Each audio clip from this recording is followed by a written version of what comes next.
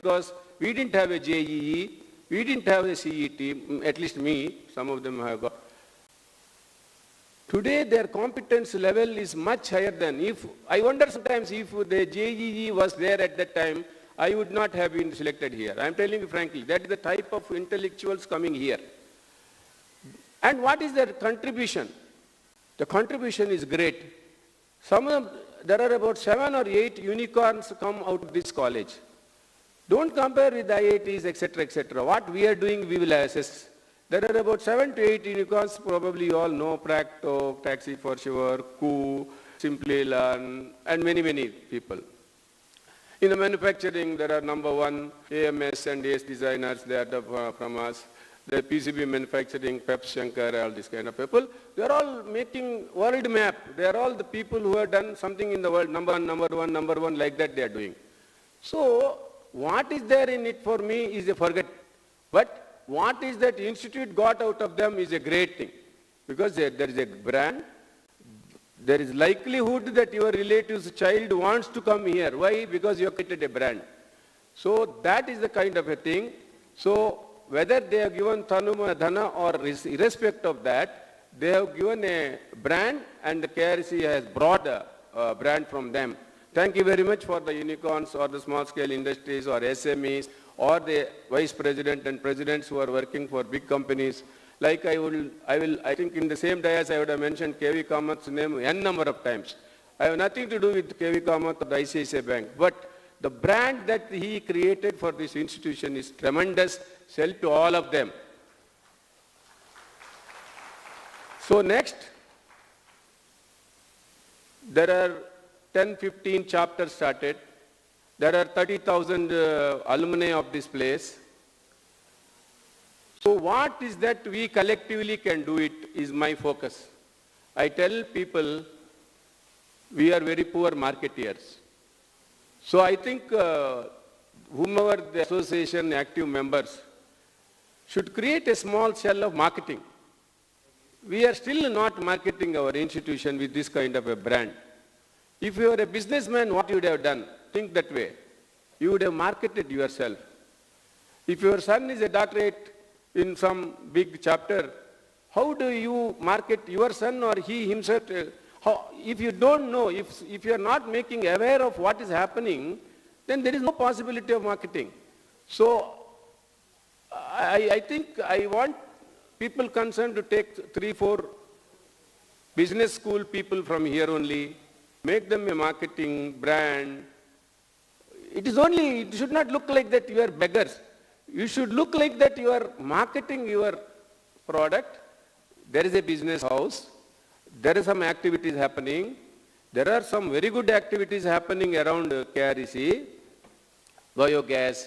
The minister was telling that day, we are very happy, gas is coming, LPG is coming, you convert into methane, then immediately convert into hydrogen, he said. You will agree, by December 23, Indian Railways will have hydrogen as the fuel.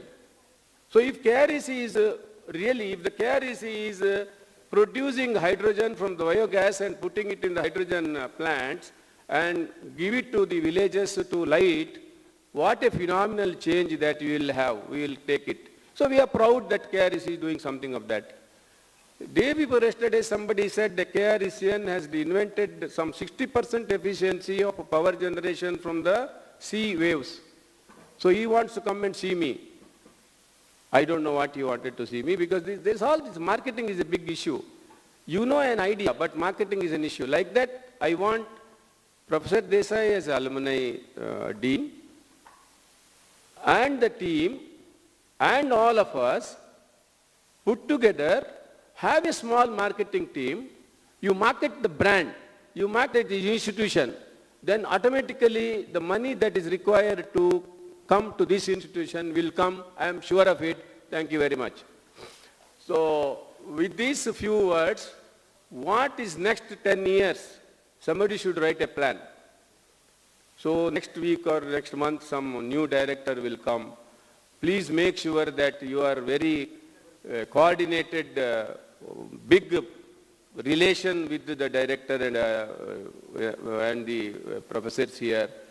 So you go along with the objective of the institution rather than what I think should be forced. That is not the philosophy of any marketing or a business.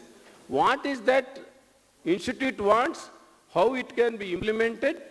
There are a lot of experts available for each of those projects. So with that, probably we can contribute a lot to this institution and be happy that we are doing something great. Be happy yourself that I am doing it for my personal happiness and not for somebody else to pat you. With this, I close my feel and sentimental 10 minutes of messages. That's all. Thank you very much. If anybody has got any question to be asked on these points, I am welcome to describe about it. Thank you very much.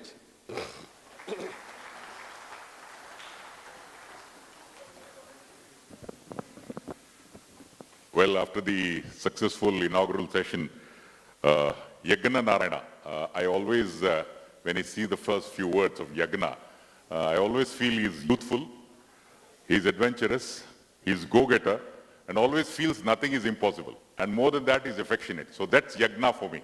So give a round of applause for Yagna Narayana in this session and for giving us a very brief talk. And there will be several thank yous. So we would like to thank you now for your talk and presentation. Thank you, sir. And incidentally, Karnataka was the first state to implement NEP. Now we are going to do that. We're going to the session of talk on education NEP. We have with us Professor Rakesh Godwani, who's the founder of School of Meaningful Experiences, an online edtech startup in Bengaluru. He has also taught as an adjunct faculty of communication at IIM Bangalore and IIM Udaipur. And one of his books, What to Say and When to Shut Up, was published by Penguin Random House in November 2014 and translated to Marathi in 2017. So it's now time for me to shut up and welcome Professor Rakesh Godwani. Yeah. It's all yours, Professor Rakesh. Yeah, thank you. Yeah.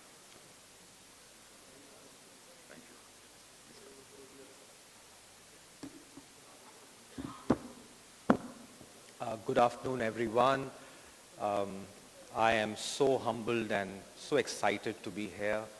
I also have a couple of my batchmates. I don't know where they are. Nitin Singhal, there he is, and KK Kiran, there he is. Friendships that have lasted 3 decades, and all because of this glorious institution called Surathkal. One of my videos is quite popular on YouTube.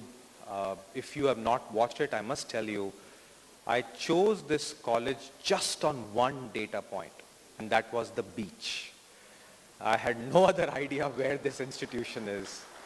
I come from the west of India, got a seat in engineering, and I only wanted to come to computers, I don't know why.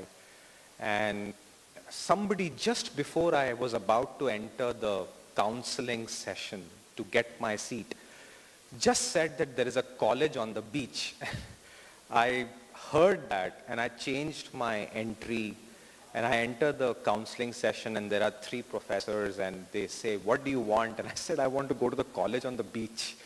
And they laughed and probably in their history, nobody would have come to them with that kind of a career trajectory guideline. So they actually said that that college is called Surathkal. I said, sounds amazing, I'll go there. And I came here and it has been the best decision of my life because I met my best friends, I met great faculty, though I must confess I never learnt in the classroom, I learned in the corporate. And I still am very well connected to education as we go along. I shifted from hardcore computer engineering to hardcore devices, laptops and cell phones to education. I had a second job, I would teach anyone how to communicate properly, and that became my core passion. And resigned from my corporate life and became a teacher on hire. Any classroom that I could get is my passion. And I finished a PhD in communication for leaders and decided not to become a tenured professor and dedicate my life to entrepreneurship. So I started an online school called School of Meaningful Experiences where we only focus on one thing, which is how to help people speak better so that the work gets better. Now, what I'm going to do is in the next 10 minutes or so is to give you my view on this very important concept, and I'm very concerned. One is we are here to celebrate the 60th year of our institute, the Global Convention of Alumni. I'm a proud alumnus myself, but I must tell you why we as alumni have to be more focused on our institution than anybody else. The number one stakeholder of every institution is the alumni. This brand is always on our skin. We cannot wish it away. So we all have to work harder to make sure that this brand does well, because if this name does well, we do well. And it's a symbiotic process. So we have to work harder to support our institute rather than the institute taking care of us. So, and I think NITK Alumni Association is by far a very strong association that I have seen.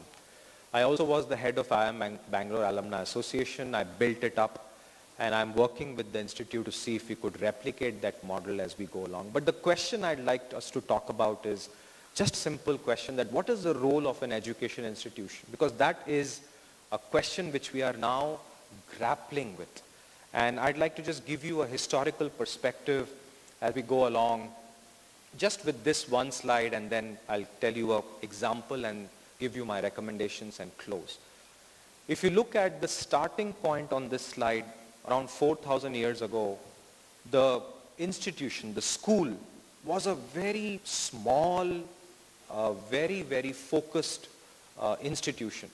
It was also accessible to only a few people, mostly the kings and nobles. And it has its own advantages, disadvantages. But in the last 500 years ago, I think what has happened is that people started to realize that I can live a better quality of life just by going to a college. The jobs expanded about 600 years ago because of ships and cultures coming together. And people who did not want to do what their fathers were doing, they said that now I can get a skill in a school from some expert and then get into a job of the king. And this is the first career management thought processes that started around 600 years ago, which is a revolutionary change, but it took 3,500 years for where it has to happen. Now, if you go a little bit faster to about 200 years ago, somewhere there, this side, the Industrial Revolution brought a massive global demand. Factories were created, and those who had good education created these factories, got manpower together, built fortunes, and the world changed. So education became a part of the social fabric 200 years ago. But if you look right now, the words have changed. I think education is now becoming a part of our life, our society, and the careers, a word that we are talking about, are becoming a day-to-day norm. We hear this word. We ask our children, what career have you thought for yourself? In fact, today I met many children of our alumni when I was asking them, what do you want to do? And I heard some very good answers. So a school or an education institution is the foundation of the life. So to give you a perspective of where my concern comes from is that about 50 years ago, a school and society were slightly disconnected. 500 years ago, it was quite disconnected, and 4,000 years ago, it was very, very different. But today, if the school and society is not correlated, if the school does not mirror the society outside, and if the society does not connect with the school, I think there is a big problem. Because our students are going to get disillusioned, our faculty will not innovate, and our institution will not progress. So the fundamental job that I'd like to submit to all of you is to help our institute define its role for the modern century all over again. It's a completely, massively changing time that we are experiencing. 2 years ago, none of us knew that the pandemic would change our lives. As of today morning, we all are getting WhatsApp messages that be careful. In the next 7 days, the world will be very, very different. And if the education institute is not taking that into account in education, then our students will not be prepared to go outside. To me, this is the problem that we all have to work together and we all have to start collaborating on. So I'm going to submit just 1 or 2 examples and kind of put together a simple thought process with all of you. And I'll tell a story on how this whole thing works. And the story comes from the late 19th century, somewhere in the 1890s. And I'll tell you why this story is very important for us. If you Google the question, where did the malarial parasite was discovered by who? Most of our students and many of us will crack the answer that it was found by Dr. Ronald Ross, because he got Nobel Prize in 1902. But the second part of the question, he found it in Kolkata, is wrong. And that's because our students memorize the answer from some websites, and you'll find this in various websites. The correct answer is not Kolkata. The correct answer is Sikandrabad. Now, why is it important for us? Because our students have stopped thinking about the real story, and they just want to crack the answer. And it's not their fault. It is our fault as well. We are equally involved in this process. Let's not blame them. And I'm standing as an alumnus who's also a teacher, who's also got kids who are students. So it's a collective problem. So I'll tell you a story, a very fascinating story about Ronald Ross. In 1897, he was posted in Sikandrabad. He was a doctor, general physician. The British government had given him a job. He was supposed to take care of there is a Sikandrabad area where there are barracks. The soldiers and everybody lived there. And those barracks are still there. I visit every year and I give a lecture in College of Defense Management. So I saw that place. In that place, he and 2-3 other scientists worldwide were grappling with a problem. And the problem was deaths because of malaria. In those days, more than 5 million people died every year from malarial diseases. It's mind-blowing. And the theory was, and all the world's scientists had a theory. They said malaria happens because of something in the air. That's why it's called mal-area, bad air. And Ronald Ross and 2-3 other professors and scientists and doctors said, this doesn't make sense because I'm living in a bad area. People next to my house are falling sick. I'm not falling sick. I'm living in the ground floor. People in the second floor are falling sick. I'm living in the second floor. People in the ground floor are falling sick. So this theory that the air is causing the problem is wrong. But nobody had time to investigate it.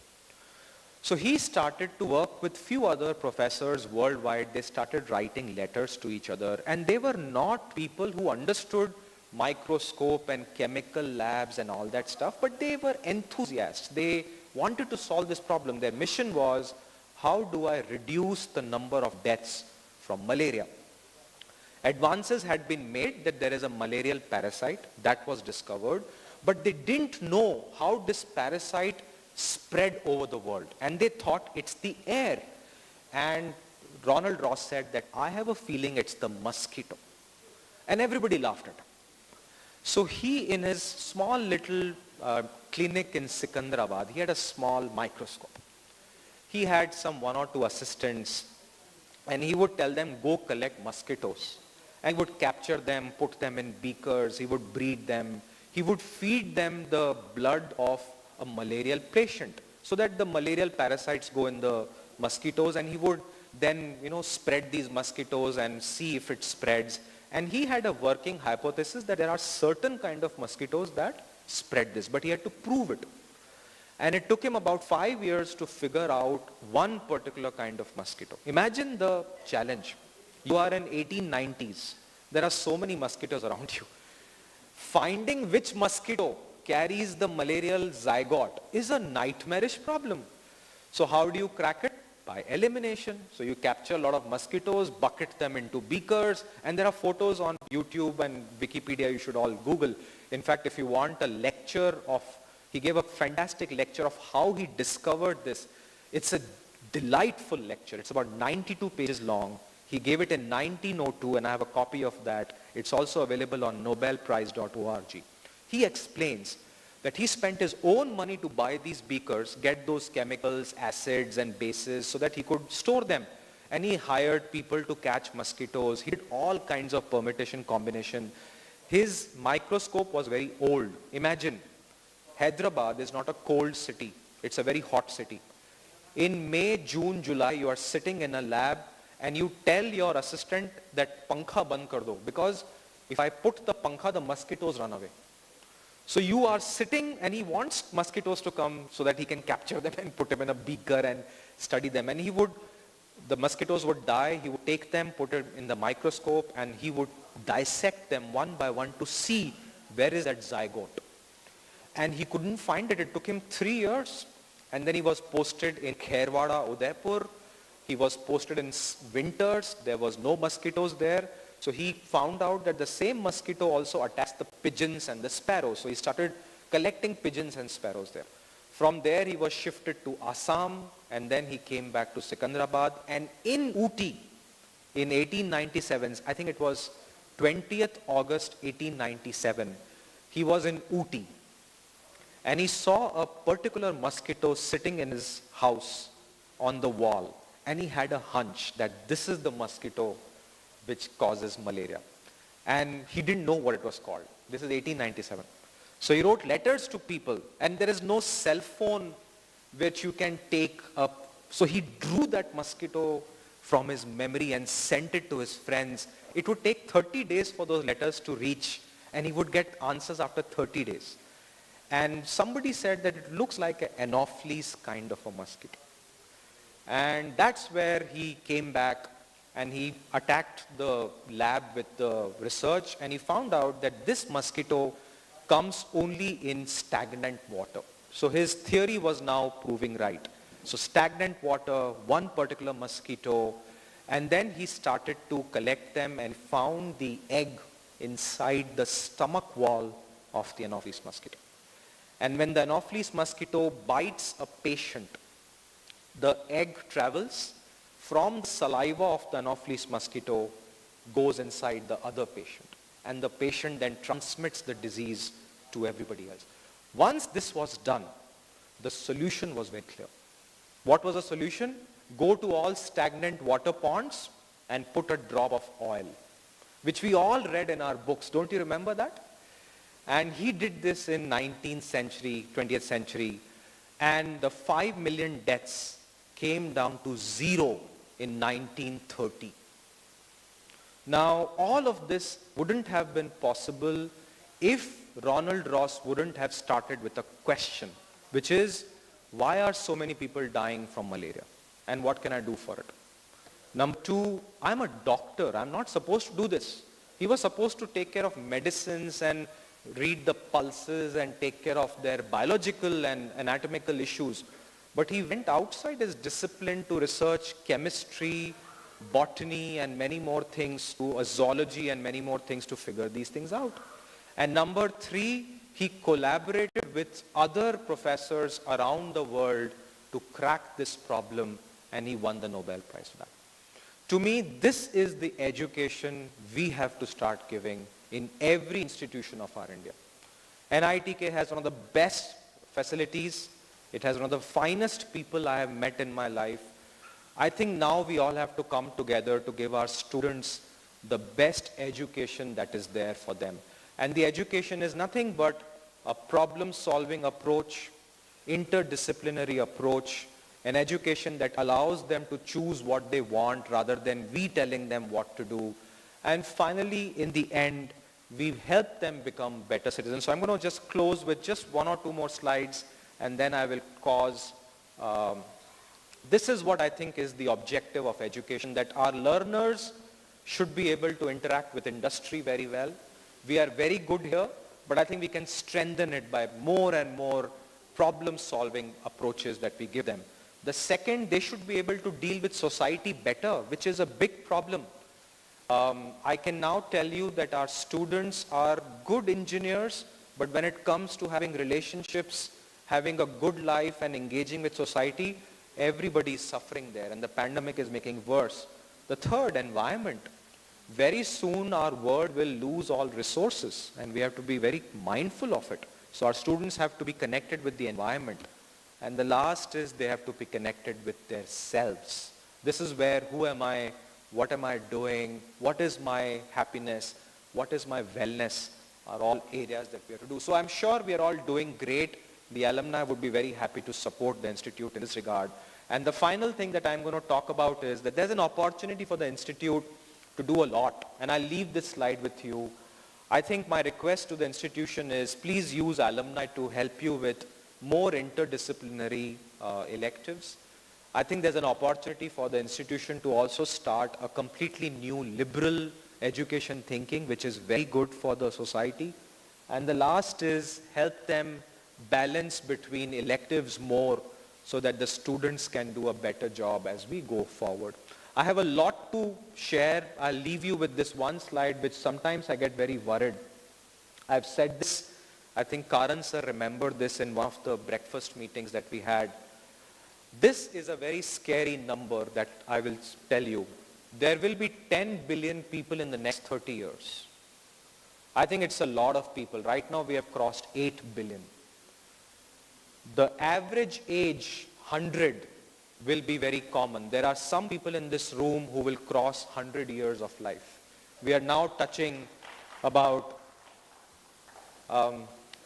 before you are very happy on that, I must tell you, you will live definitely 100 years, but the quality of life will be very bad. Yeah, the last 10, 20 years would be on a bed maybe, and I don't want to live like that. I hope I just die while teaching, so. Yeah, exactly. So I'm worried that our children will live long, and our education prepares them for 25 years. I think we should stop doing that. We should prepare our children to study and prepare for 70 years of work. That's the third number, which is 70. In our time, it was 25. Our entire career progression was a 25-year calculation. We all wanted to marry, have a house, and by 50, retirement starts to come. That is completely wrong. I think 50 is a time where people say, now I have to live my life. And now I have to start my entrepreneurship and live a better life. So 70 is that number. Now I'll quiz the next. What is 5?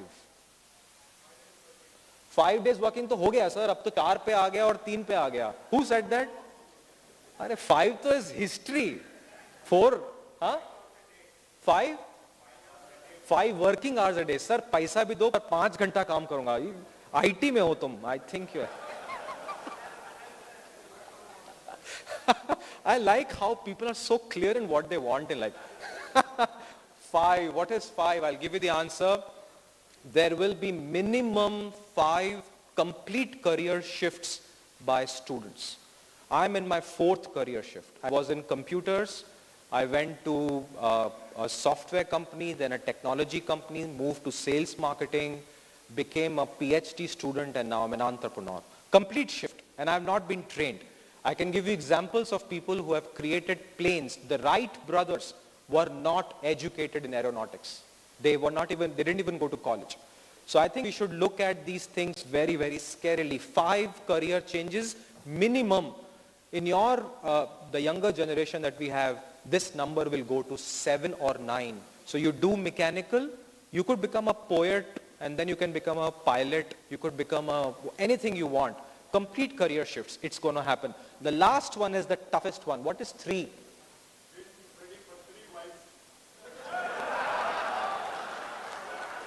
Sir, you are an inspiration. Yeah. That's how it becomes 10 billion. Unbelievable. You know, once you come to this college, you will never change, sir. Sir, sharam karo, sir. Bachon ko kya sikhaoge aap log? I like this crowd. Anyway, so 3. Anybody 3? What is 3? Not 3 wives. I'm surprised. All of you suddenly woke up and are so engaged. Such terrible, horrible people you all are. Padhne aayo, shadi karne aayo. 3. What is 3? Any smart people in this room? Come on. Sorry? vices, okay. 3 roles in a day. Nisha has a great answer. 3 roles in a day, 3 vices, 3 wives, no. 3 spouses, no. 3 degrees, no. 3 what? 3 pegs a day, very good.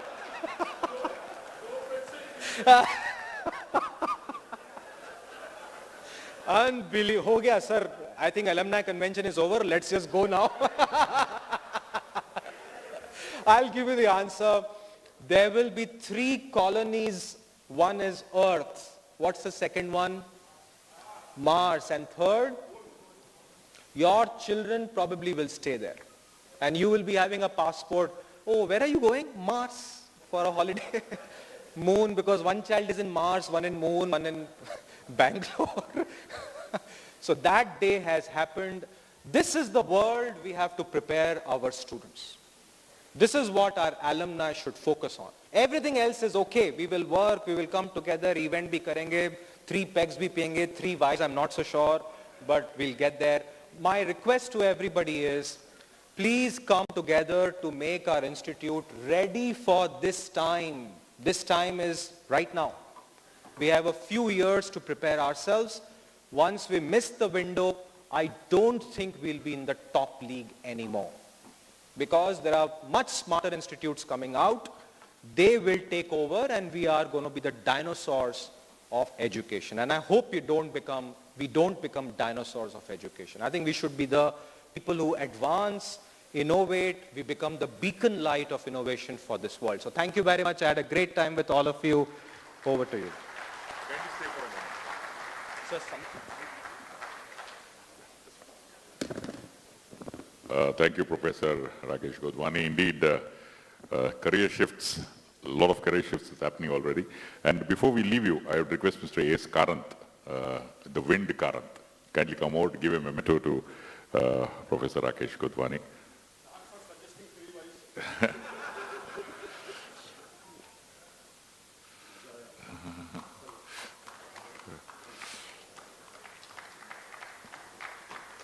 I'm sure Professor Rakesh will be around and you can ask questions offline to him, and a lot of interesting questions you can pose for him. So thank you, Professor Rakesh. You should stay for the night evening program. But he doesn't belong to 3 pegs a day. What to do?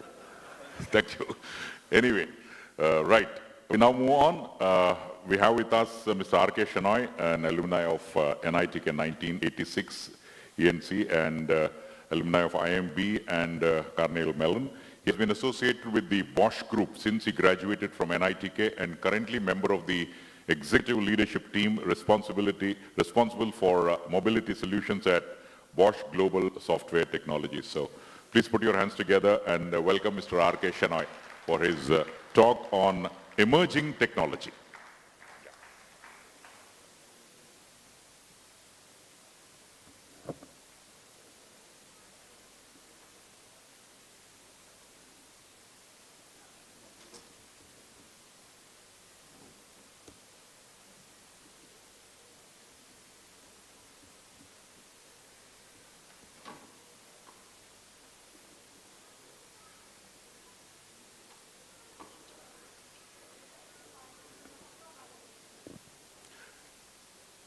Yeah, good afternoon, everyone. I think it's my challenge now to keep this energy up, what Godwani has managed to bring up after the heavy lunch we had in this campus, which is a really, really great place to be in. I still recollect the times we had 82 to 86. Of course, I come from Mangalore, so for me, beach was not the motivation, but the motivation was to meet people across the country, which was a great learning, more than engineering actually. How to live in the intercultural connect with the people from different parts of the country was what I learned, especially here. Of course, I'm an engineer by heart, and even today I do a lot of DIY stuff. I have my own workshop at home, and of course at office we do a lot of engineering and enjoy every bit of it. Of course, the career shifts, as Godwani mentioned, I have not done. I have been with Bosch and most of the time in mobility. Of course, I have moved to different domains. I'm in multi-market and then in mobility in different parts of it. But what is changing is what I want to talk about, and how we as alumni of this great institute, how we could go about, based on some of the examples of how we managed from Bosch is what we want to touch upon.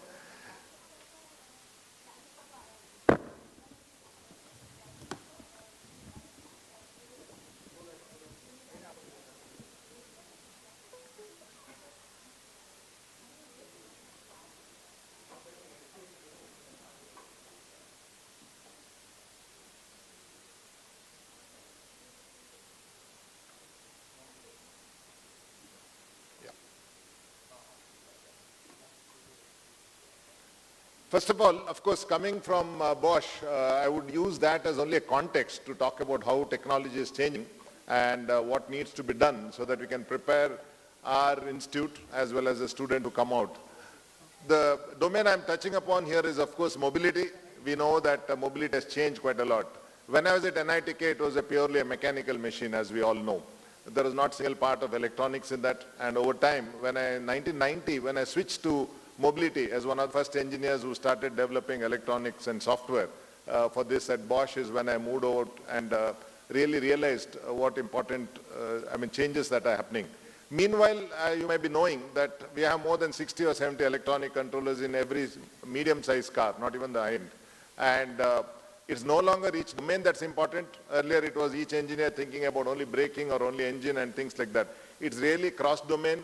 And like already talked about earlier, it is no longer possible to have only a mechanical engineer or electrical engineer or electronics engineer to develop this piece of technology that comes into it. Simple thing, what we are talking about, what we developed in India for Indian vehicles itself is something which we develop actually for the globe now. It's no longer different. And that's the opportunity out there, and the pace at which we can engineer is limited by the talent that we have. It's not no longer money. Budgets are available to develop. If you talk about, for example, automated driving, already there are vehicles on Indian roads developed by us at level 2.5, for example, which can manage to avoid accidents by automated braking or detect lanes, etc. Of course, not on most roads, especially look at Bangalore where no lane marking and the amount of density of vehicle we have there. If you are able to test those vehicles on Indian roads, I'm sure they can run anywhere in the world. But that's the opportunity we have actually to develop and validate and release. But what I want to touch here is the technology that we're talking about, even electrical vehicles, whether it's battery electric or whether it's hydrogen powered, hydrogen cell, fuel cell, or any other mode of transport where we can go to green energy. All that needs to be done now is to develop these technologies, and we have access to the technology, and a lot of innovation can happen in India. And most importantly, this needs to be done jointly with industry and academia. It's no longer a separation between the two. I think it was already touched upon previous. Godani already mentioned. It's not that there is an industry separate and an academy separate. If you look back in history, I passed out in '86. For first 15 years, actually, I never came back to the campus. Somewhere around 2000, we were attending one conference and we were discussing quite a lot about what's the talent that's coming out and why is there a big gap between what the students are learning.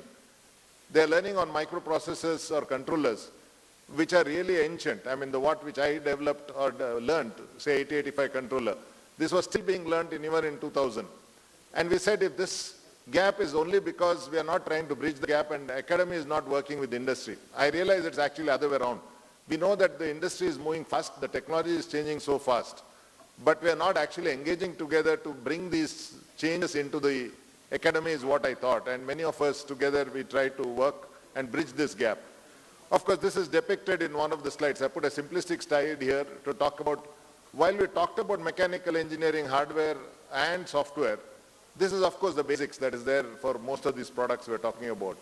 But what has changed now is the pace at which the technology is changing. And in the career, I think one is changing the area where the person is working, but the other one is getting upskilled. This is definitely needed. Every 4 or 5 years, the technology is changing completely. And if somebody is not getting upskilled, then the person is no longer relevant in the industry.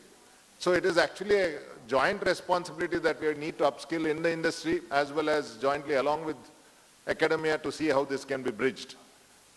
For example, even if you take a simple braking for a car, we meanwhile have prognosis, which is an algorithm runs which can detect when is the brake shoes wearing out.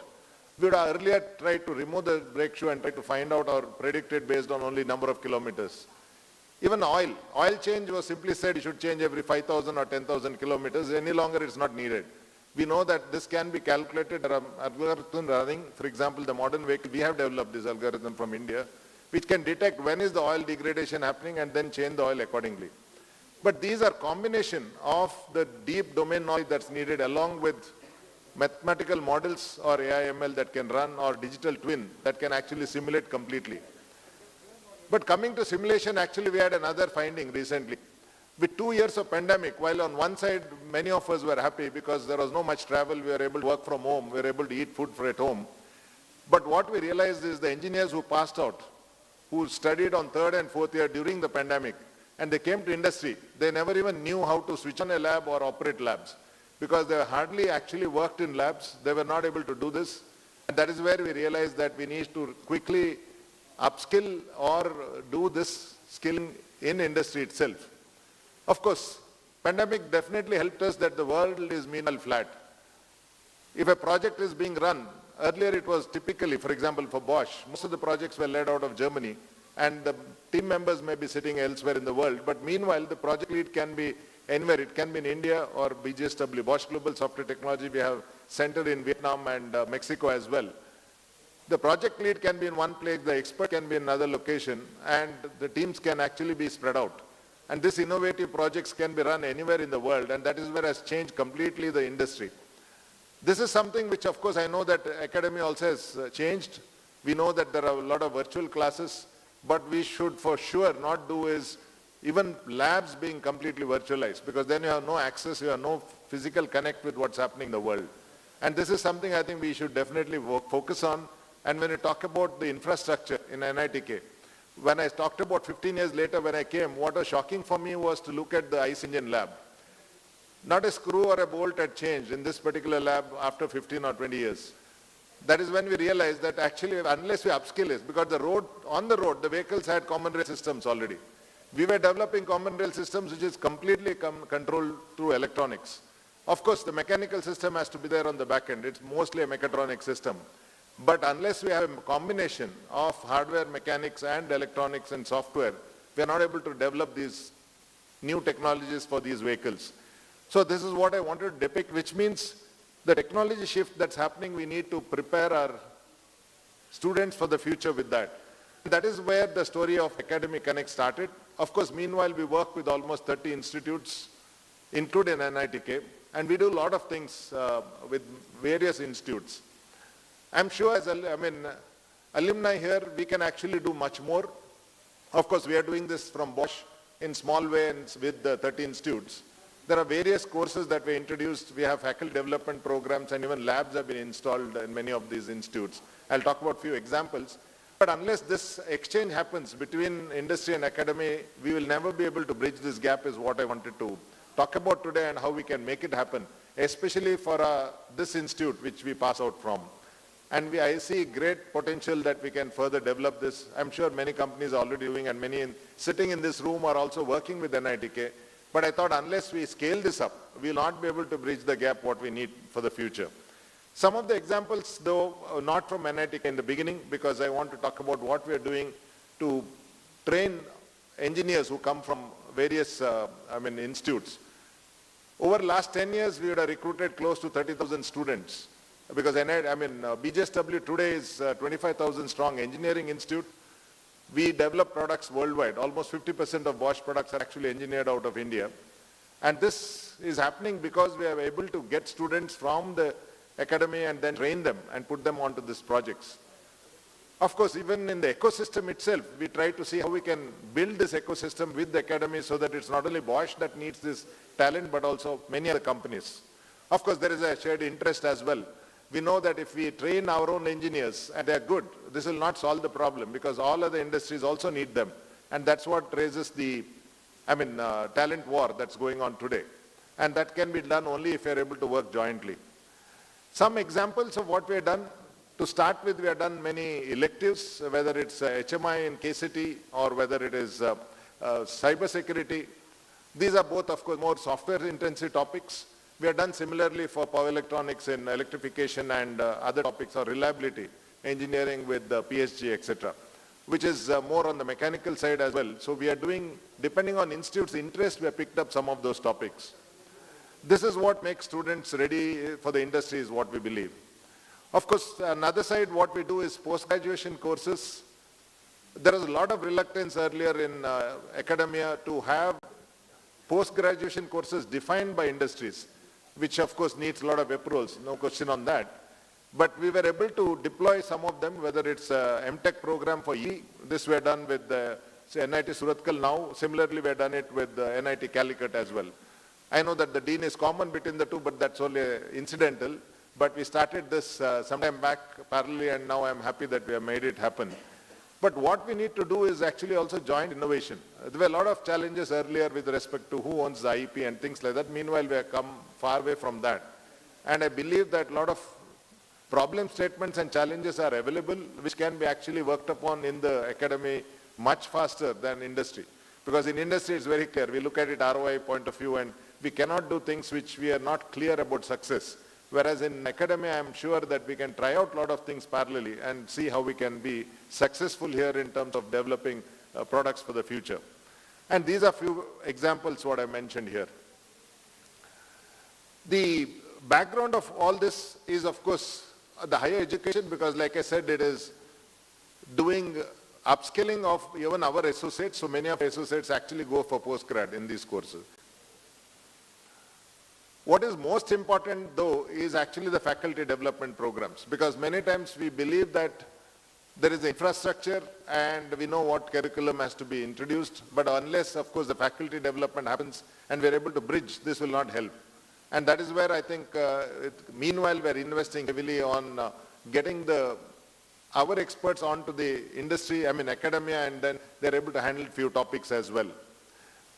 We, of course, celebrate Engineers Day, etc., with students even from 10th grade, because we actually want to look at who are interested to take engineering because they are passionate to do engineering, not because they took engineering because their parents wanted them to. Most of us, I think, we did that. That most of our parents said, okay, you either be a doctor or engineer, and that's how we'll ended up in NITK or any other institutes. But I think, meanwhile, that is not what is important. So we are trying to kindle the interests of students early on in the school so that they actually get into engineering and pick up a branch which they enjoy. Before I close, I thought I'll touch upon what we do for NITK. They have done, of course, competency development. Some of the examples I gave before in terms of labs, where we upgraded the labs from the IC engines to common rail, or even electronic automotive labs. We also sponsored events which are more technology events so that we're able to promote the interest in the students, whether it's the Baja or whether the hackathons. Hackathons, we realize, is the one best method to work jointly with the academy. What students learn within 3 days of the hackathon is something which they would have otherwise taken almost a semester, is what we have heard from some of the students who attended that. And the outcome of those were really brilliant. The students are really brilliant. Many of them who come for MTech to even Bosch, we have seen that they're really, high caliber, and they're able to work much more than some of our experienced, engineers at our office.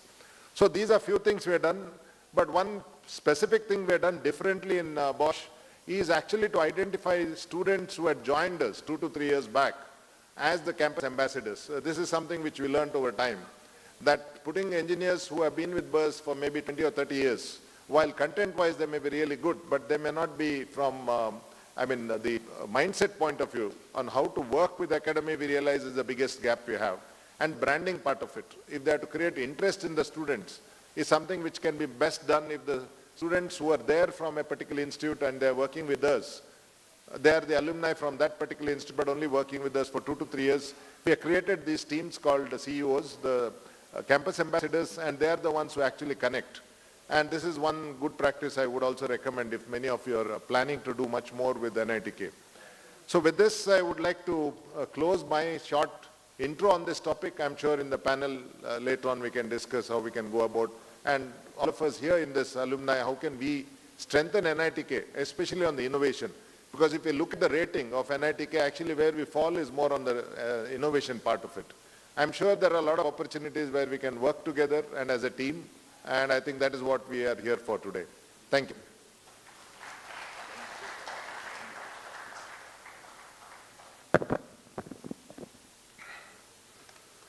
Thank you very much, Mr. Rakesh. Now, before we leave you, I would request Mr. Anil Kakode, the Chief of Kakode Associates Consulting, to kindly come over and present a memento to him. You can go to the center. Talk on emerging technology. Mr. Rakesh, thanks for taking time off. You just flown in from Kolkata. Yes, so nice of you. Love towards the alumni.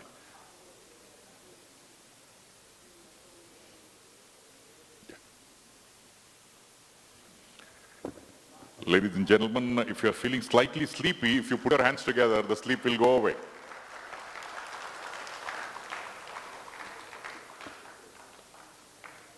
Thank you. Thank you, sir. And now, prior to the Bharatanatyam cultural program, we have one important panel discussion to happen. The panel discussion on education and technology.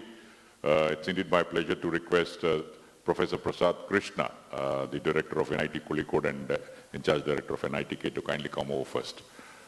Director, Professor Prasad Krishna. Yeah.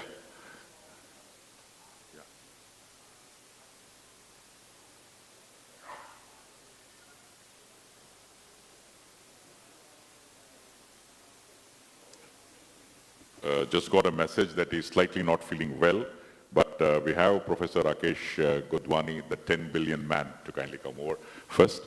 And I would also request Mr. Balakrishna Puttur, of course, Balakrishna Puttur is the founder and MD of Cabinet Systems and Controls.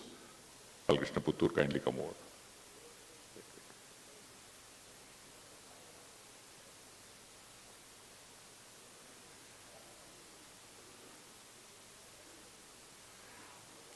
And incidentally, Mr. Balakrishna Puttur is the president of the NITK Pune chapter. So morning we missed you on the stage. So I'd request you to kindly give a bouquet and a shawl to him, present him before we start off.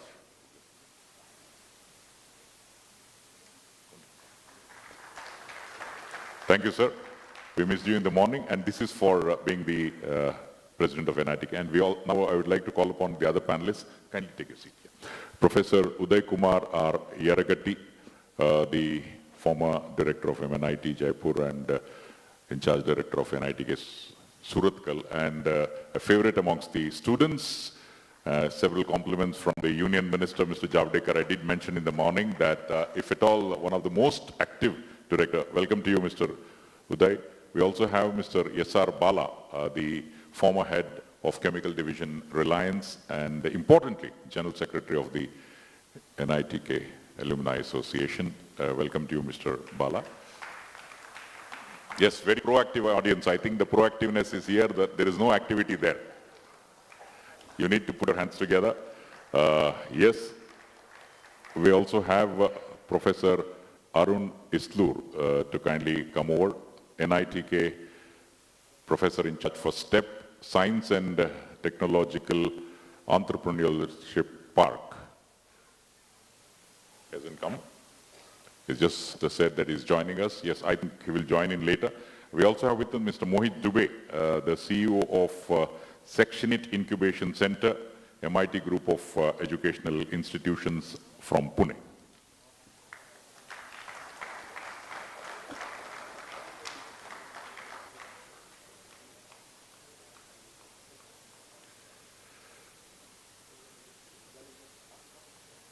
Okay, with the hope that Professor Arun Islur will join in, and also in the interest of time, I would request Professor Rakesh Godwani to initiate a few.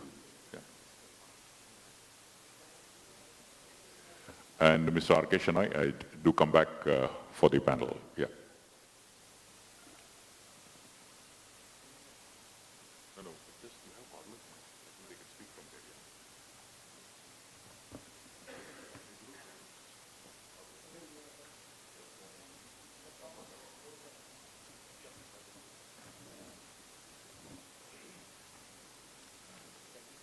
Yeah, it's coming. Yeah, it's coming. Professor Arun Islur has sent in a message that he will join in now, and yeah.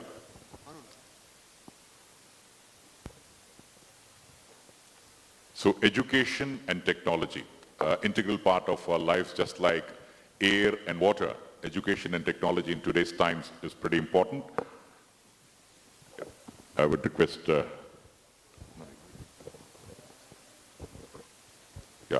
but I would suggest Professor Rakesh you initiate. Yeah. Okay. It's over to you straight away. Thank you. Thank you. So I thought what we'll do is quickly discuss a very important discussion, which is shifting trends in education and what is the role of alumni, faculty in this whole process. We'll keep it very short so that we engage with you.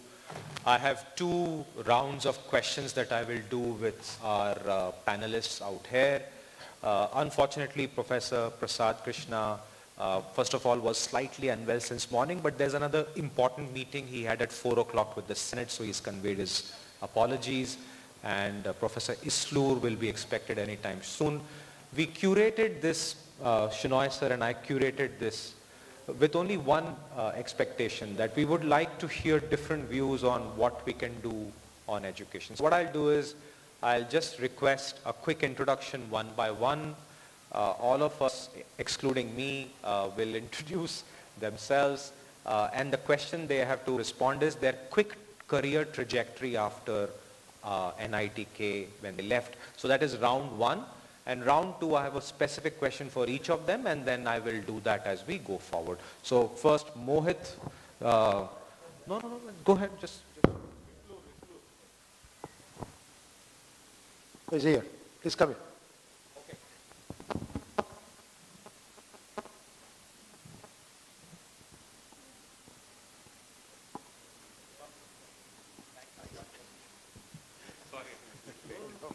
Thank you. So you are on the spotlight. Right, Namaskar. Thank you, Rakesh Bhai, for starting with me. Probably I'm the only one on the stage from 2000, and actually it's the turn of this millennium. I did my chemical engineering here, and then straight out of campus got placement with Infosys.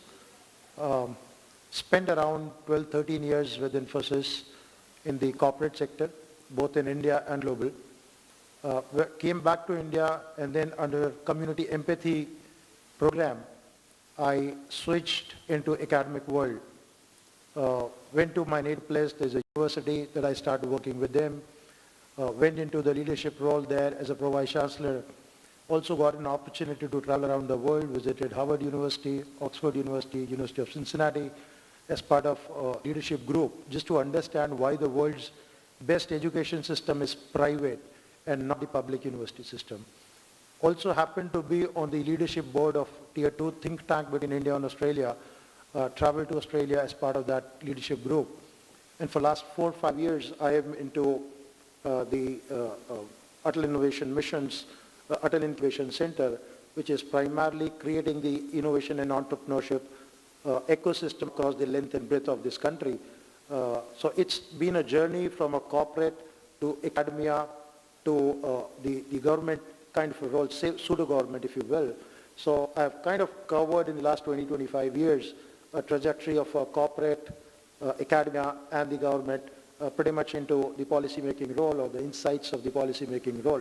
So it covers while we, it was great to listen in the dialogue on 2 fronts where how do you bring industry and academia together, but we kind of left the other side, the third pillar of the government, because that dictates where both of these engines, the academia and the corporate, has to align their vision, because the national priorities are set by the government, not by the industry or not by the government. So I think it's the triple helix, or the triple segment of government, academia, and the industry that need to work together. And happy to spend some time in each of these things, and will be happy to contribute to this whole thing. Look forward to all the deliberations. Thank you once again for Rakeshji for having us. My introduction. Yeah. A very good evening to all of you. Thank you so much, GC14, for giving me this wonderful opportunity to interact with you. Myself, Arun M. Islur. I did my MSc from Mangalore, MSc in Applied Chemistry from Mangalore University during 1998, and thereafter during 2002 I completed my PhD with the specialization of medicinal chemistry from Mangalore University again. And then I moved to Israel for about almost about 20 months. I was in Israel, Israel Institute of Technology, where actually I got exposure on polymer membranes for desalination as well as water purification related research. And after coming back to India, I joined NITK during 2008 January, and already, by this next month I'll be completing 15 years here. Teaching as well as the research is my passion. So that's all from my side. Thank you so much.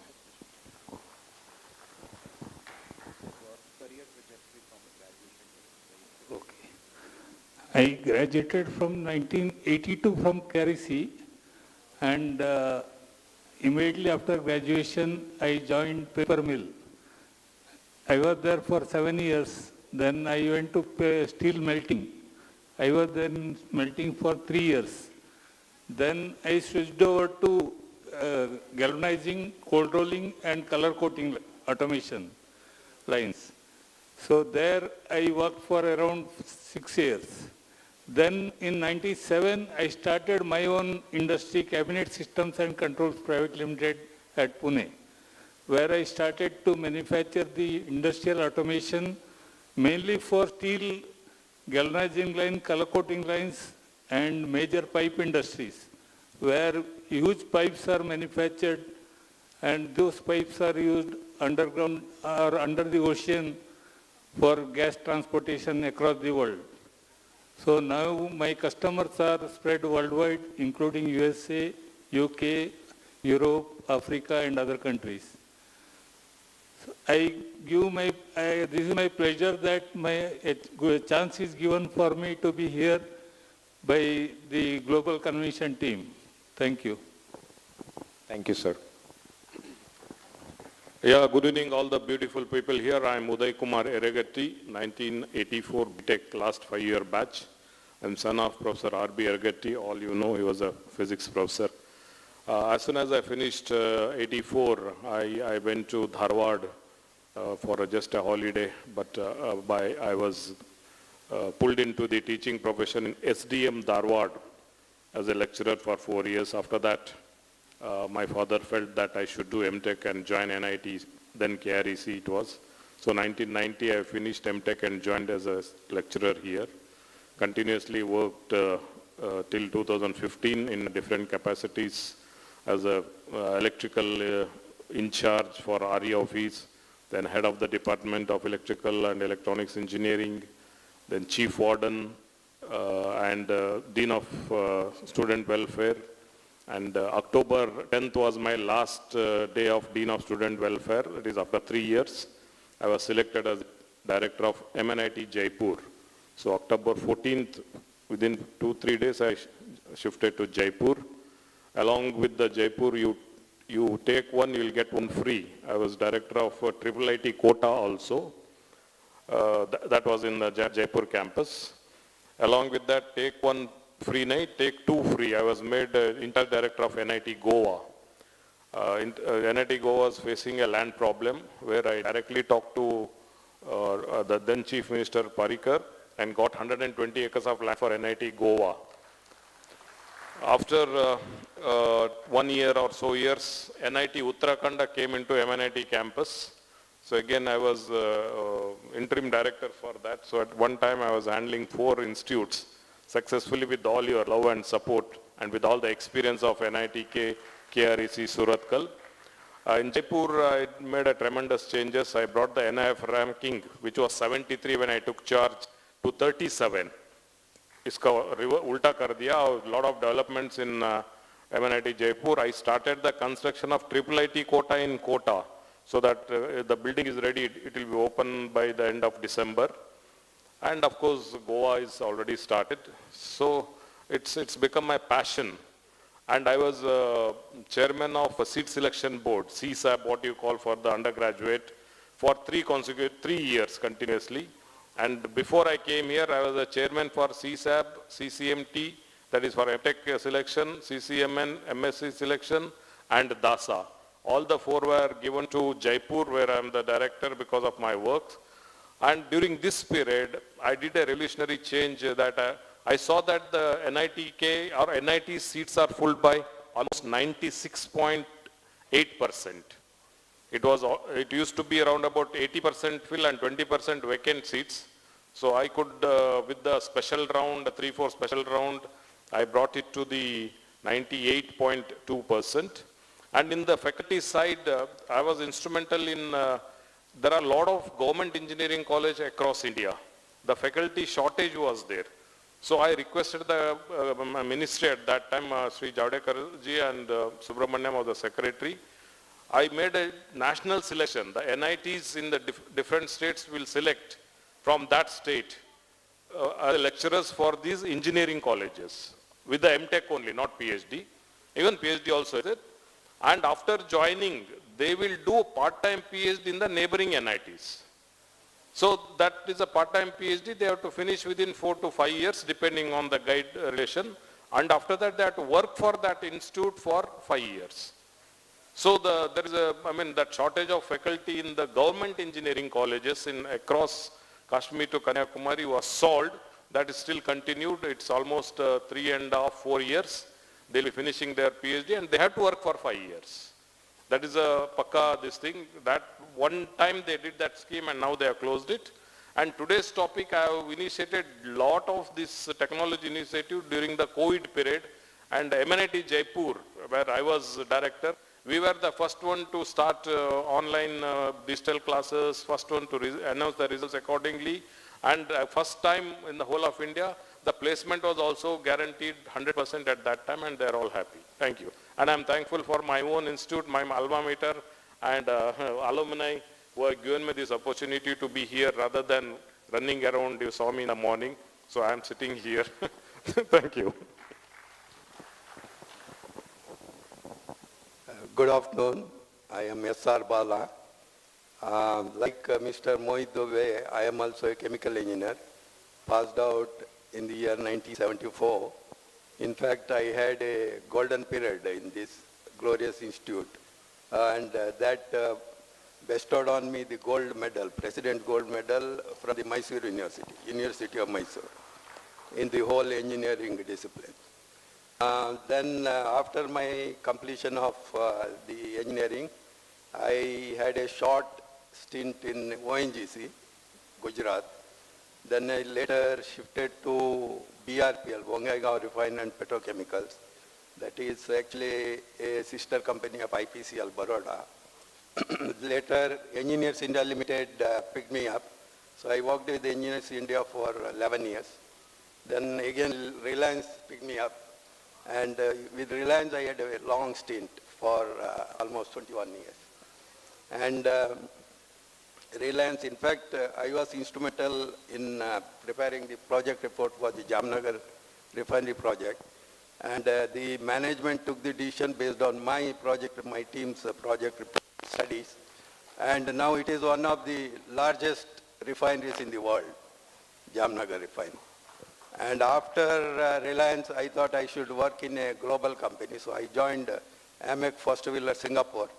So again, I was mostly in the project. I was doing process engineering, project management, and partly involved in procurement and engineering. So during my tenure in Reliance, so I was assigned to EPC contractors office in London for 3 years, then in Houston for 2 years. And then 2015, because of my wife's health and all, I had to come back. Then I was almost not doing any job.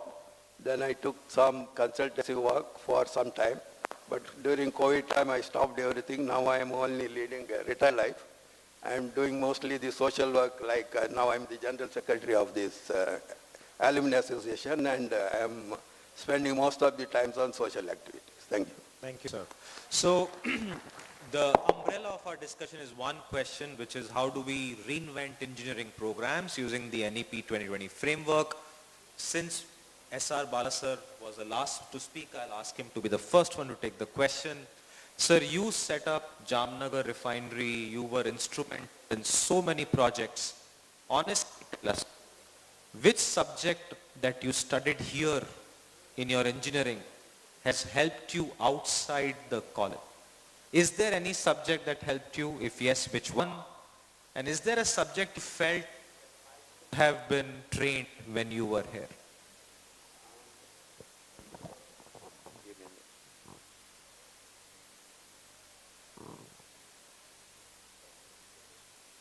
Yeah, the subjects, oh, sorry. Yeah, subjects helped me in my professional career, as you mentioned, mostly, particularly with respect to Jamnagar refinery project, is process engineering economics, chemical plant design, thermodynamics, kinetics, mass and heat transfer, chemical technology. Subjects missing, and I felt so, refining and petrochemical configuration studies. This is a very tricky subject, but then it definitely is, I felt, is required for a chemical engineer, because during my time, chemical engineering was in a big demand. Now the whole situation is different. Now it's more into IT, more into telecommunications and all those. But I feel you are now also, the chemical engineers are given some exposure in these subjects also, the configuration studies, and then the project work or thesis based on 6 months hardcore internship in industry. That is very much important, because I found that some of the interviews I attended, IITs had upper hand because they had this in their curriculum. So I feel this is one of my suggestions. Thank you. Second question goes to Shinoy sir. You have worked with industry and collaboration with education. Leaving the collaboration aside, do you think that the students coming out of engineering school are ready for the industry? What gaps do you see that should be filled in the college here rather than the upskilling programs that are done there? Yeah, I think what we see now is the technology student work on, in the academia, is typically not state of the art. We always have a gap. I completely agree with the suggestion that there should be internship jointly with the industry as well, where we can bridge this, because if we talk about electronics now, as a simple example, we used to work on microcontrollers, but meanwhile the industry has moved to microprocessors. Because of high compute availability and so much of resources available, and all the algorithm needs a lot of resources. So industry has moved to microprocessors, but in academia we are still teaching more on microcontrollers, as an example. Second is that's a cross-domain, or curriculum when you look at, we can't segregate saying it's mechanical engineering or electronics or software. I think the projects, finally we will need expertise of everything. And unless we have a depth in one and a width in many others, you cannot be a good engineer. And this is something which has to be probably inculcated right from year one in academia, is what I believe, which I think is a very much need in the industry, which is not really so in most institutes, is what I see. And this is something which is changing. Meanwhile, I see that we have mechatronics and others coming up, or automotive electronics, etc. But I think we have to do much more of them. Since Professor Krishna Prasad is not here, I'll throw this question at Professor Yaragatti, since he's also a faculty. 2 questions to you. Since you get buy one, get 4 institutes, I'll do buy one, get 1 question free. The first question is, how do you take NITK to global rankings and how can alumni help? Second question is, how can the NEP framework be utilized at NITK and how can the alumni help? Yeah, that's the right question. The second question is very apt, because I was a member of UGC committee for the NEP implementation program. And I have discussed with almost doctors, engineers, lawyers, commerce people, dentists, with 16 people, and framed a curriculum and given to the university. I think they just announced a few days back that 4-year degrees. I'll be proudly saying that it's my work which has been implemented there. NITK, again, it's not different from any of all these things. How we can enter into the NEP sector is, we have already started in most of the NITs, especially in NIT Surathkal also. Multidisciplinary, interdisciplinary, transdisciplinary work has been started. It is just in a tortoise speed. It's not a rocket speed yet, because during my short period of tenure, I had a tie-up with almost 3 medical universities to work on with our engineering structure. Then we wanted to have a tie-up with the arts group, that is commerce and arts group, to teach them BCom in NIT Surathkal at least. I opted it for commerce teaching. I had asked our management department to do it. So where the entry will be given by the Ministry of Education. It is not an open entry. So we had people from commerce. Then if we introduce the subject which gives them interest in the science, that is life science background, that time it will be helpful to the engineering faculty as well as the students who are coming into that way. So in that category, we are trying to leap into the new national education policy with the multidisciplinary, focused disciplinary. We can't be telling that we'll teach you music, we'll teach you arts and all. That is some other's cup of cake, not ours. Ours is the engineering field where we can help into the medical field, in the medical side, and our management team can help into this commerce and arts side. That we are already implementing. And what we want from the alumni side is, whoever is an expert in that area, as Mr. Shanai told, we need their help because our students are not ready for the industry purpose. It's very clear, 100% clear, right? For the last 30 years I am teaching, and even I was a student. As soon as we finish our graduation and go to the industry, we see stars. There are a lot of stars now. It happens that way. That's why they will be given as a trainees. And after the taking trainee, they feel that I am not fit here, I'll jump into some other place, and that is what happening now. And now IT industries are officially, they are making bench workers because they are not trained to that. So here I need the alumni support who are in the different field, right, from any of the branches, to train my students. Okay, internship is one thing. You give the projects, the problems to solve here. We have, as Professor Desai told, we have 2,000 intake at the beginning, even that PhD is also including. But for the guides problems, let the industry give the problems. In that industry where my alumni is there, they give us the problems. So that will be, in a way, we get a ready-made problem and we can solve on to that. That is the second question. The first question I just forgot. How do we take our rankings? Yeah, rankings it is a very tricky question, my rankings will be, because this time we are number 10, we are hoping for 9, but we lost it by 2-3 points. And to be frank, the perception rate is very less compared to the perception of who are in the higher side. Perception means the alumni, the public, the other public, Aam Janta nahi, the public connected with the institute should praise or tell about my institute in that website, whatever they have to log in. And what we are not doing that job. My NBA team will not do that job. Call the parent of a student and please log into that. Once they log in, the speed is very less. वो घूमता रहता है और ये bore होके उसको बंद कर देते. They won't give their opinion. This is what is happening, what I have found out.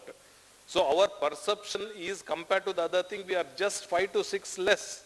So I want my alumni who are across the world to take it very seriously whenever the mail comes to them that please log into the NBA website and give the perception. The race is there in the perception, I'll tell you. Because MNIT Jaipur, 73 to 37, I could get it in the other field where the publications, the research work and other things. Do you know the perception of MNIT Jaipur is 8 or 15, whereas perception of NIT Surathkal is 56, 60. And NIT Trichy is 60, 70. The perception, we are losing in a perception only. Rest of the things we are competing with everyone, everything. We have a research, we have papers, citations, publications, PhDs coming out. Placement is 100% almost. But this perception plays a major role, which we have requested the NBA team to not to give more weightage on this perception. Because what happens, the private institutes, I'm not blaming them, it's their right. They continuously call on to the parents of students, call on to the different stakeholders, keep on asking, you please do it, please do the perception, take up the NBA website and answer all those things and all. But whereas NIT system, we don't do that. हमें क्या पड़ा है, अरे यार कुछ भी होता है, हमें तो पगार मिलता है. It is that attitude. Casual attitude is what's spoiling in all the NITs, and we are not separate from that. So I request alumni to be very serious during this this ranking. It's a year-long process going on. So what happens? अरे शनाई देता है, मैं क्यों दूँ? मैं तो आराम से हूँ. गोदान हिसाब देखेंगे, अरे यार मैं तो globally connected है, मेरे लिए NIT, of course, it's my basic institute. There are a lot of people who will give. I'm not telling you they are not neglecting. They are telling it, चलो दूसरे वाला दे देते हैं, मेरा एक perception से कुछ नहीं होने वाला है. ऐसा नहीं है वो. Perception is more important. That is what I require from alumni. As well as this internship, पक्का करना है. Because everyone comes and tells, no, I can take some 10, and finally when the letter comes, you give us only 1 or 2. There is no depth for this thing. Because during this short period of 6 months, I had a MOU with almost 12 to 13 different sectors, industries, medical sector and all. And in fact, we started MTech for electric vehicle with the Bosch support. They are giving students, ready-made students, I think 20 students are there. We started during my period, and that's my subject also, my PhD also, electric vehicle. Now Tata Motors also want to have it. So the last Senate, we made it clear that anybody can come in. Because we have a lot of rules and regulations. We cannot simply allow walk-in type. So now Tata Motors are coming in. Similarly, such things, we are starting a new ventures into this new teaching process.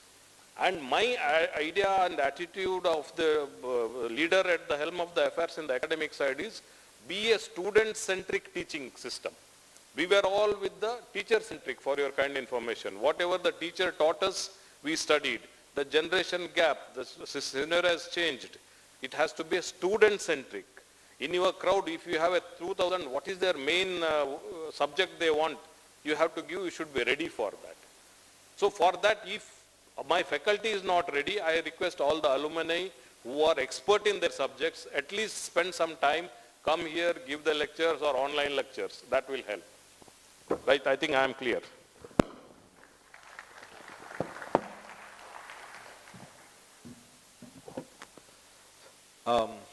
Here's a question to you, Puttu sir. You are in a very core engineering side. We know that many of our students don't like to work in core engineering because IT is much more well-paying, much more easier. The same thing I still remember when I was doing computers. My friends from mechanical and electrical used to hate us कि तुम तो AC में बैठते हो. And so there is this myth that students feel that core engineering jobs are difficult, so let's go to easier jobs. They're also well-paying, and you are a person who set up industry. So the question to you is your views on how do we instill pride in our students that they feel that core engineering is also worth something focusing on. Thank you, Rakesh. This core engineering means when I had studied electrical power engineering at KREC, there was no other subjects except the core engineering. Basically 6 subjects were there. But later on other subjects were derived from these 6 subjects, and they became the other subjects like computer engineering, IT engineering and all. Now I started my own industry after I worked for 15, 16 years in core engineering. Then now I manufacture the core engineering items which are supplied worldwide. And most of the steel industries across the world know me, even by my name and my company. But is it possible for a engineer who is worked in IT industry to grow like this? It is not at all possible. The core engineering is very much essential for anybody who is really interested in doing engineering study. He should do only core engineering, not any engineering, any other subjects like IT. Okay, IT will be giving better opportunity, better money and all, but still for timing he can select for the IT, but later on he should go to his core engineering only. This is my suggestion to him. Yeah. Thank you very much. We'll look forward for more examples from you to instill pride in them. One may not be enough. You'll have to give 3, 4. Can you pay 4 times what Google pay in your company? No, it is not possible. I am not telling about the money matter. It is only the subject. I'm just having fun, sir. All right, okay. Mohit, question to Mohit. Mohit, you have done stellar work and you're still doing a lot of work on this entrepreneurial mindset policies with the government. But tell us your view. How do we get our students to become more entrepreneurial? Everybody talks about it, but when the placement comes, everybody drops their ideas and they take the first job. Usually the job which is the most paying. Many times that job is also not even connected to the branch that they have done. So your views on how do we get our students to be more entrepreneurial? Thank you, Rakesh Bhai, for the great question. And let me take a step back before I directly answer that question, because the theme of this global convention itself has the answer. What are the qualities or the attributes that we want to develop? The quick answer is 3 words that I see here. We need to imbibe them, imbibe the qualities so that they can connect well. And I'll elaborate on what I mean by connect well. Converge well and collaborate well, right? Before I get into that, specific to your question about the students' qualities or the aspect that they need to develop. The way I look at it, all of us have been wired to answer questions. All of us have been thrown questions at us, and with 1 to 2 lines of questions, and we always used to answer the question, and the teacher or the examiner would evaluate that, right? With blue pen, green pen, red pen. 10 में से 9 मिला तो अच्छा answer था, 10 में से 4 मिला तो खराब आंसर था. When we talk about innovation or entrepreneurial mindset, it is about problem solving part of it, right? When we talk about problem solving, first we have to identify the problem. Many times that I sit across the jury panels, whether it is which of the who's who of the institutions that these guys come from, the most difficult aspect that I see is that they are not able to articulate their problem statement. The problem statement runs in 4 to 5 slides, and they are making comments. मैं गरीबी दूर करना चाहता हूँ. मैं climate change solve करना चाहता हूँ. Please understand, that's a statement, not a question that you are throwing at me. So, throughout our lives, we have been wired in our minds to answer a question when the question was thrown at us by somebody else. Now, it's the reverse process that we are asking our students. Can you ask a question? And can you define that question? Can you articulate that question in very specific words? So for me, if my first slide doesn't tell me a problem statement in 2 lines, I'm just put off. I'd say you have not defined a problem statement. So if you don't define your problem statement well or articulate your problem statement well, no matter what you do, you are still not designing a solution or creating the prototypes and the POCs of the world related to that problem statement. So I think asking the problem statement is the biggest feature that we are looking at when we work with school kids through the adult tinkering programs, which is the world's largest tinkering programs in the school ecosystem, or through the Smart India Hackathons, which is now the world's largest program as far as hackathons is concerned. Many ministries, after multiple of failures, when we said you go ahead and get the question out of the world, right? You observe and then define the question. They were not able to do that. And that's why you will see now in the new versions of these Smart India Hackathons or grand challenges that various ministries are doing, they are defining their problem statements because the students were wasting a lot of time in articulating their problem statements. So now when we have the problem statement through these compendiums, people said about ISRO. So ISRO has come up with their own problem statements called Response Basket. Ministry of Defense has created a Defense Innovation Organization, DIO. They run these challenges called DISC challenges. So they have their problem statements. So I think if we can inculcate that habit of asking the right questions, because first year में सबके यहाँ सबसे ज़्यादा attendance होती है. Second year में attendance वो कम हो जाती है. Third year आते आते अगर placement लग जाता है तो final year में कोई class नहीं जाता है. I think if we can bring those people back to our classes where we all understand why it happens, the pattern of reducing attendance to the class, if we can bring them back so that we can deliberate upon questions, thereby creating this new body of knowledge, which essentially we call it as research. So taking that whole research, clubbing it towards the innovation, and then bringing it back towards the entrepreneurial side of it. So research, innovation, and entrepreneurship, if we can combine that together, if our students can start thinking into that direction of, okay, my project kar raha hu. I saw that fantastic students there. When I ask them, have you registered that as a startup? Right? If I want to fund you this whole thing, where will you take money? So it's a department. The department is not your startup. So if I want to put an equity, money against the equity, where should I put that money? So I think if we can bring those levels of maturity in terms of problem solving with more structured fashion, I think that is one way of looking at things. Let me quickly touch base upon the connect part of it. And I know it's not about students, it's about all of us as a group also. I know Yari sir mentioned about the perception part of it. Right? It is because of the lack of connect. Shinoy sir was mentioning about, he spent, 13 years, sir, before you came back again? 15 years? It's a lack of connect. If we can't connect to people, and people will not come back just because I got an email. If I am not being consistently hit back upon, with mails week after week, if not week, months after months at least. Here is this new thing happening, here is new project that is coming up, here is this new ground that is coming up. Can you support some of these things?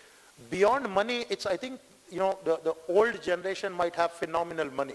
But this new generation brings a lot of mentorship, a lot of advisory in terms of how do you blend a lot of technology interventions into this whole thing. How do you do the global cross-border transactions, right? How do you advise them with regards to the specifics of the domains? And sir was mentioning about this whole thing.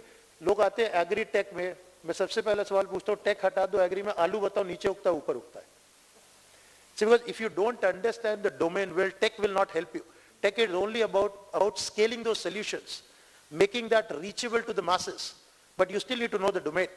If you don't know कि satellite LEO में कैसे जाएगा, don't give me ज्ञान, मैं tech से करके उसको satellite से map करके data analytics कर दूंगा. So I think connection is a very important point where they need to know कि connect कैसे होगा. And because of REC culture earlier, I am very proud to tell you that back then, I can boast that I had friends in every nook and corner of this country because speaking the different languages. Maybe the NIT culture has kind of killed that some part of it, where it is still like एक जगह से आएंगे, चार जगह से आएंगे, dominance under the garb of meritocracy. We have kind of reduced or diluted the diversity of that, which essentially has become our powerful tool now that we realize we can go out to the Somalia and we'll still find a person who is either Telugu, Tamil, whatever, but he'll still be Carisian. So I think that's the power of connectivity that people need to still instill. We talk about the converge as a theme, second part of it, right? So converge, what converge? Converge means computer science ka wahan pe nahi hota hai. When you talk about the mobility as we were talking about, it's a connected mobility. Computer science bhi chahiye, environmental wala bhi chahiye, material science ka chahiye, physics ka chahiye, multi-physics sciences we talk about it, cadence, circuits design you need to know. When you talk, a lot of people say IoT karunga, maine sensor aata hai kya? Do you know how to do the PCBs? So I think it is a convergence of all these multidisciplinary approach that we talk about under the new education policy. Hopefully some of that will come up. More importantly, there is another element in the new national education policy beyond the multidisciplinary. It's called holistic education. I think Sakesh Bhai touched few aspects of that. How do you communicate and connect with people? Spirituality, meditation, all of that is the holistic part of it, right? So which is not taught in the core engineering subjects of it. So we need to converge on that aspects where the nation is headed. I was talking to Professor Sai yesterday. Do we know the national priorities in terms of research? It's imprint document, for example, right? Those are 10 sectors of India as far as 17 SDGs goals are for the world. But for India, there are 10 sectors, right? It has been clearly defined. So if I don't backtrack and align my path according to that and get all these multi-diversity things and converge into that, there will not be solutions that we will be able to say. Third is the collaborate part, right? Collaborate with whom? Collaborate with everyone. I think we still think through 81 batch kuch karega, 85 batch kuch karega, ये सब लोग कब करेंगे? I think it is about breaking the boundaries, and I think we had our 20 years yesterday. The one outstanding feature that came across to me while we were having drinks, obviously someone was in senses, I guess. He made a comment that, now we are talking beyond parties. Now we are talking beyond boundaries of where we come from, which language we spoke. which background we came up in terms of the social background, right? There were people who came from a very, very wealthy background. There were people who came from very poor background. And after 20 years, when you think through that, you know, when we talk about empathy, वो जब गांव में बैठा तो किसी लड़के को कि जाके समझ के आओ, वो अमीर वाला बच्चे शायद ना समझ पाए, क्योंकि गरीबी उसने देखी नहीं है वहाँ पे. So I think the collaboration across the boundaries, across the languages, across the social strata is probably the important aspect that we all need to instill in our kids, because this is the pot, you know, of mixture of the kids that we get from the country. So we have the best opportunity here to create this, and we have this whole theme of connect, converge, and collaborate. So I think there could not have been a more appropriate theme that we can build upon this for next 25 years in 2047 vision. During this Amrit Kal, with these three things, I think we'll be able to cross this bridge for 25 years, and we'll still be happy. Thank you. Very good. Thank you. Last question. Been given the signal that we are out of time. We may not be able to take audience questions. Professor Isloor, Yeah. you are connected to STEP, S-T-E-P. Yeah, Science, Technology, Entrepreneurs Park. Tell us a little bit about it, and we'd like to know how can alumni and industry connect with it. It's a brilliant idea. It's a very good resource. Yeah. But somehow many of us don't even know, and if we know, we don't know how to collaborate. So your views on that. Yeah, thank you so much. This STEP, Science, Technology, Entrepreneurs Park of NITK, it was established during the year 1994 by the finance from the Department of Science and Technology. And during the year 2006, it became a center of self-sustain. So we have our own, we have generated the fundings and we are generating. So our this particular center is running, it's a self-sustain completely. And as of now, successfully about 84 startup companies have been successfully, which have been ventured. In that about around 25 to 30% are from our alumni. To name some, taxi for sure, I think Professor Yargatti sir knows, he's I think 2004 our own CS student, 2004 I think. Yeah. Yeah. And then right now currently we have about 18 startups in our campus, in our incubation center, of which 4 are belongs to the our faculty members. Thanks to Ministry of Education for changing this policy, where the existing students as well as the existing faculty members or the researchers of the institution, so they can also establish their own startup companies as per the new policy from the government of India. And about as of now 6 to 7 our own alumni, they are having their own startups in our campus. And we are apart from this, even the faculty development programs and also the training for the farmers as well as the industry people, those things also we are taking up. And from next month, I mean from January 6th or 7th, we'll be starting for our students, NITK students, if interested faculties also can join there. Foreign language courses, just now I was with the person to finalize the terms and condition. So from January 6th, about 35 students have already registered for the German classes. So these things also we are actively involved. And apart from that, as Mohiji has rightly mentioned, the innovation and then research as well as the entrepreneurship. So these type of atmosphere we are inculcating among our students as well as in the faculty members. So I'm also visiting the different departments, and also whenever I get the opportunity, once in a month we are conducting those entrepreneurship related programs or the startup program for our students as well as general public also. This is the our current activities. Yeah. And yesterday I had one of the meeting with one of our esteemed alumnus. I don't want to mention here, who is in the US, and yesterday he was in my office. So he's very much interested to open his franchisee, a startup in our incubation center. And one of our faculty member from CS department also, he's also participating in that one. So we want more our alumni to be part of this. And then, or you, maybe there are currently many B.Tech students who have excellent ideas which can be converted, transformed into some commercialized product. And I'll be really thankful to all of you if you can support such some fantastic ideas for some seed granting or something like that, seed grant from the alumni side. And definitely there could be a committee who can regularly monitor their progress, and then that's what the request from my side. Thank you so much. Thank you very much. We are trying our best to take it to the still higher level. No, we'll support you. And on that, so Mohit, you have to say something? No, I just wanted to add that the policy that Professor is mentioning, which allowed the faculties also to start holding the equity up to 9.5%, was a brainchild from, I saw Professor Yari as a part of that National Innovation and Startup Policy. So you don't have to look far for anything to change in this country as far as education is concerned. We have our own boss at the helm of affairs. He'll have one or the other input to that. So very proud of what sir has made a change into this whole policy of National Innovation and Startup Policy. I, by the way, take a lecture, sir, on your policy for 2 hours, only for faculties.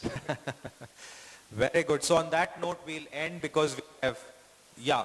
1 second. Yeah, I am the member in that draft committee also, IIC. And thank you for calling me Yari, sir. It's near, I love it. So in that we made, see, there was a problem. Only students were, the students and faculty were facing a problem. And when you ask faculty to work free of cost, it's very difficult. Everybody is a human being. So we made that 2% incentive to be taken by the faculty who is working also.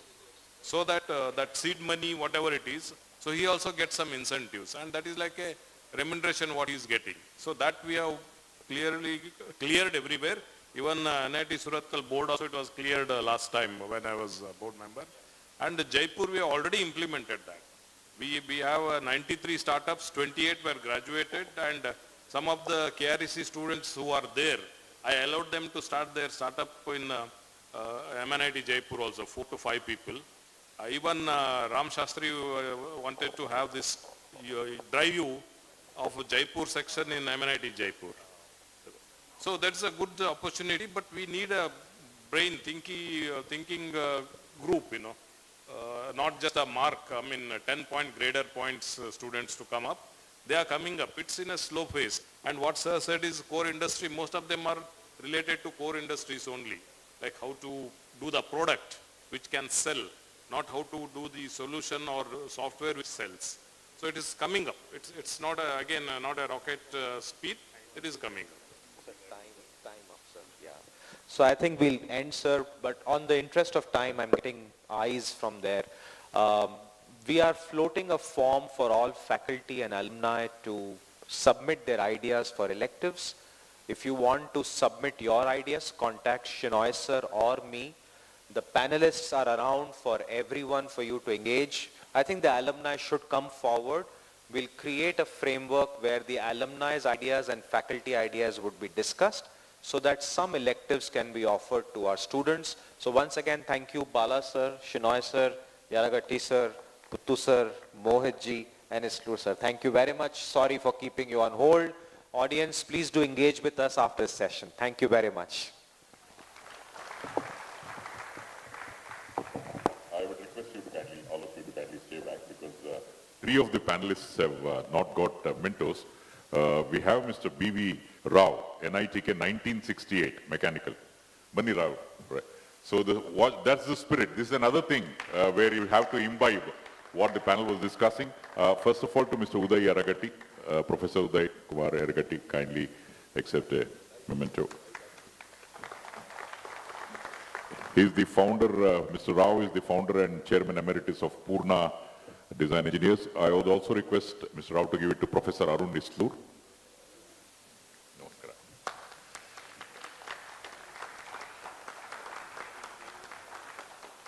and also to Mr. Mohit Dubey. Innobridare.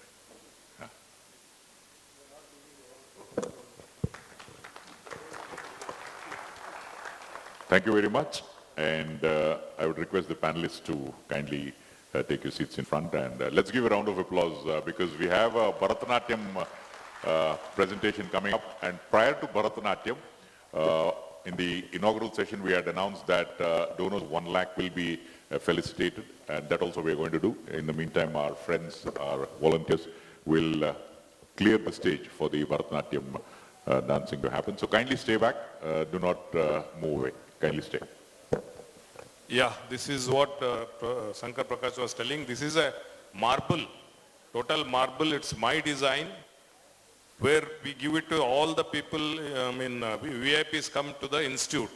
So I tell them, see, it is on your table. So when you see, you should see my logo, NITK logo. आप उसको देख के थक गए तो ऐसे rotate करो, diamond jubilee लोगो मिलेगा.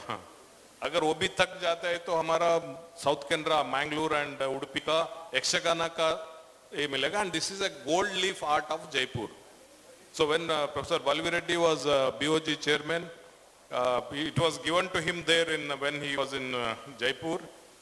So then he said, why can't you do it for Surathkal? So this is what we did it, and it is my idea. I did it. I am very grateful for my institute.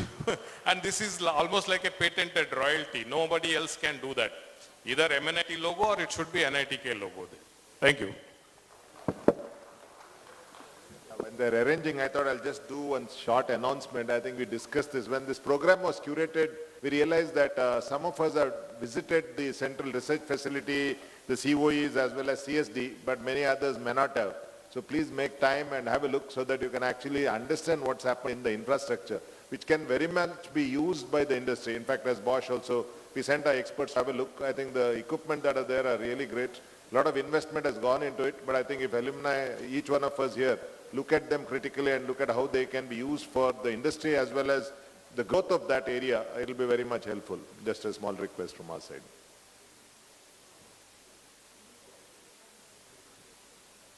Yeah, one more thing, I think, I don't know how many of you are aware about the biogas plant. The biogas plant has been installed, which is state of the art. I think it will be really interesting to see how that has also come up in the, in the vicinity in NITK itself.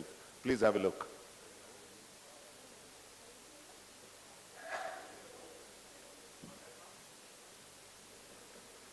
I would request Shri Yagna Narayana to kindly come over to give away the mementos for the donors of 1 lakh. I don't know how many of you are here, but I would like to call upon the name Aital K. Krishnamurthy, 1967. Are you there?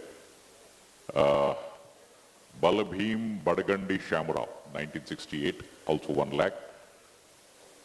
He's there, okay.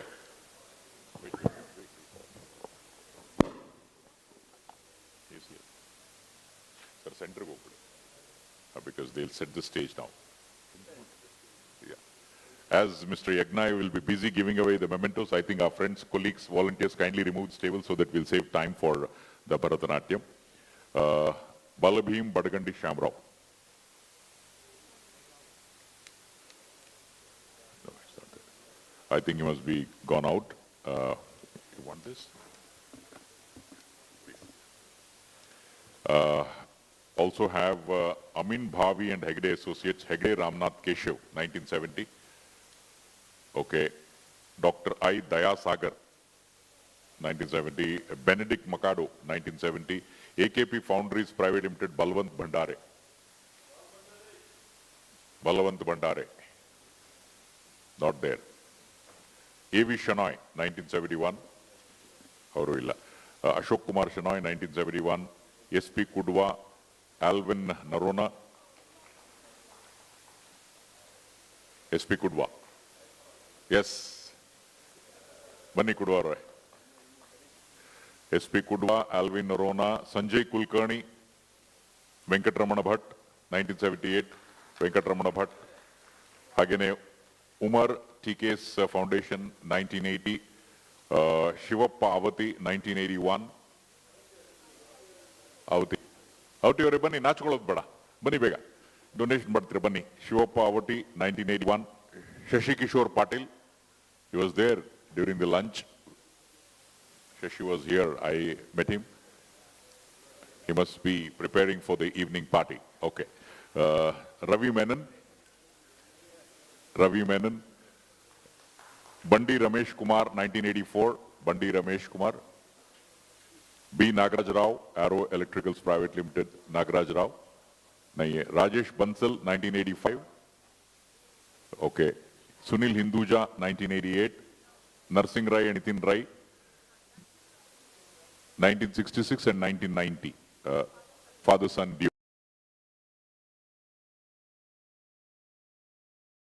Sam India built Appla Jagdish Padala and Basu Ullagadi. Basu, Yurilla Idru. They must have just taken a break, I think, after the panel. Yeah, thank you, sir. I think we'll, if missed out, if they are around tomorrow, I think we can continue the process tomorrow morning. Thank you very much.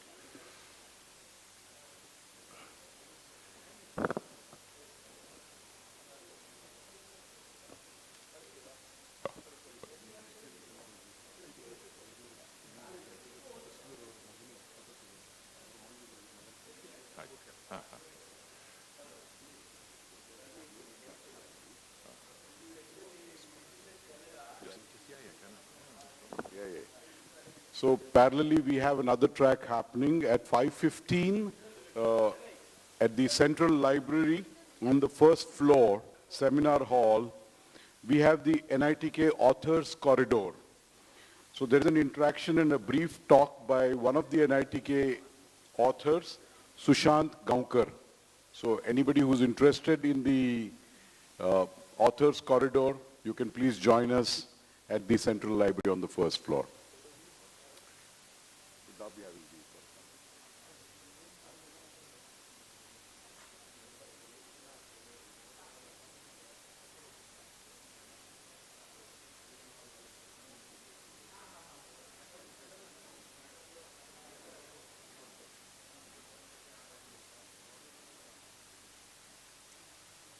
We now have a cultural performance of Bharatnatyam by the NITK Sudha, which is a registered association in Mangalore, which is run by Soumya Sudhindra Rao and her team. Soumya Sudhindra Rao is a postgraduate in, guess what? In criminology and police administration. But she is a wonderful dancer and was trained well in various disciplines of dance. We'll talk more about her, but without waiting, I'd like to invite Soumya and her team on stage if they're ready. Please come.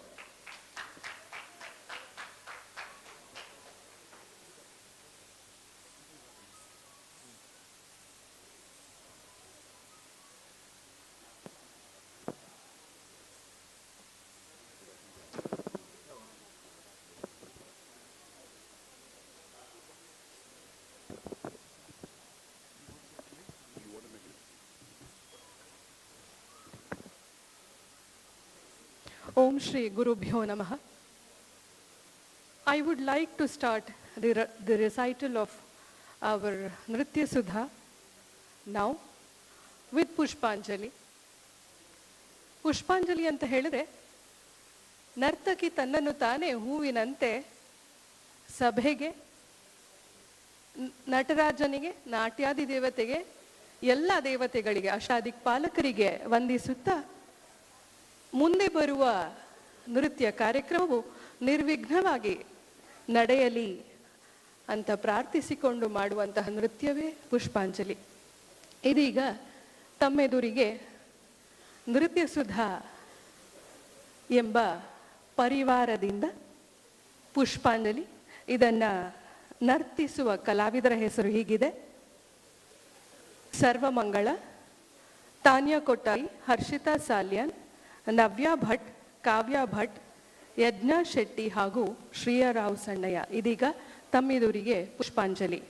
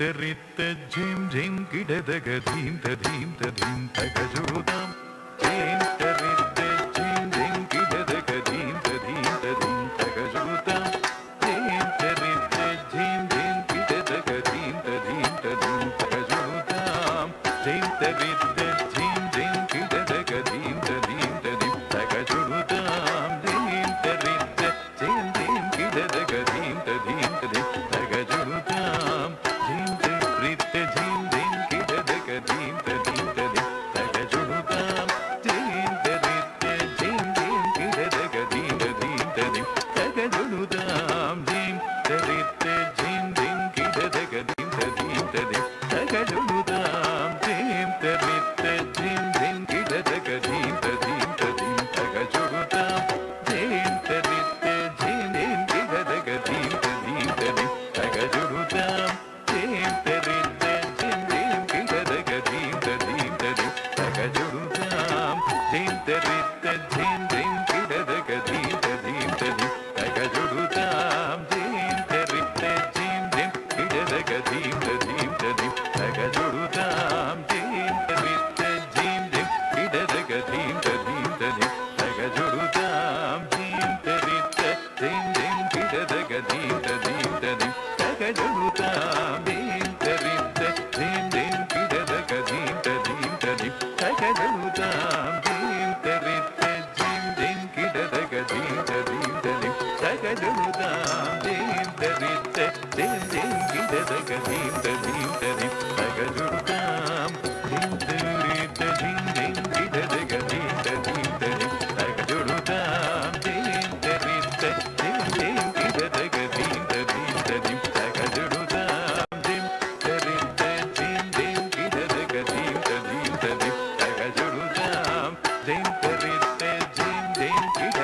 Theme ததீம் ததீம் தகஜுதாம் gym தரித்த gym gym கிடதக theme ததீம் ததீம் தகஜுதாம் gym தரித்த gym gym கிடதக theme ததீம் ததீம் தகஜுதாம் gym தரித்த gym gym கிடதக theme ததீம் ததீம் தகஜுதாம் gym தரித்த gym gym கிடதக theme ததீம் ததீம் தகஜுதாம் ஜித் ஜித் தகடக ஜித் ஜித் தகடக ஜித் தகடக ஜித் தகடக ஜித் தீதாம் தஜம் தத் ஜித் ஜித் தகடக ஜித் ஜித் தகடக ஜித் தகடக ஜித் தகடக ஜித் தீதாம் தஜம் தத் ஜித் ஜித் தகடக ஜித் ஜித் தகடக ஜித் தகடக ஜித் தகடக திருடுதோம் ஜித் ஜித் தகடக ஜித் ஜித் தகடக ஜித் தகடக ஜித் தகடக திருடுதோம் தஜம் தத் தகஜம் த ஜம் தரி கிடத குண்டரி கிடதக தஜம் த தகஜம் த கந்தரி கிடத குண்டரி கிடதக ததி ஓம் நம் நம் தோம் தீத ஜம் தரம் தகிடத ததிதி ஓம் நம் நம் நம் தோம் தோம் தீதித ஜம் தரம் தகிடத தடாங்கு தகத குண்டரி கிடதக தித்தடாங்கு தகத குண்டரி கிடதக ஓம் தடாங்கு தகத குண்டரி கிடதக நம் தடாங்கு தகத குண்டரி கிடதக தத்தடாங்கு தகத குண்டரி கிடதக தித்தடாங்கு தகத குண்டரி கிடதக ஓம் தடாங்கு தகத குண்டரி கிடதக நம் தடாங்கு தகத குண்டரி கிடதக தத்த கிடதக தித்தி கிடதக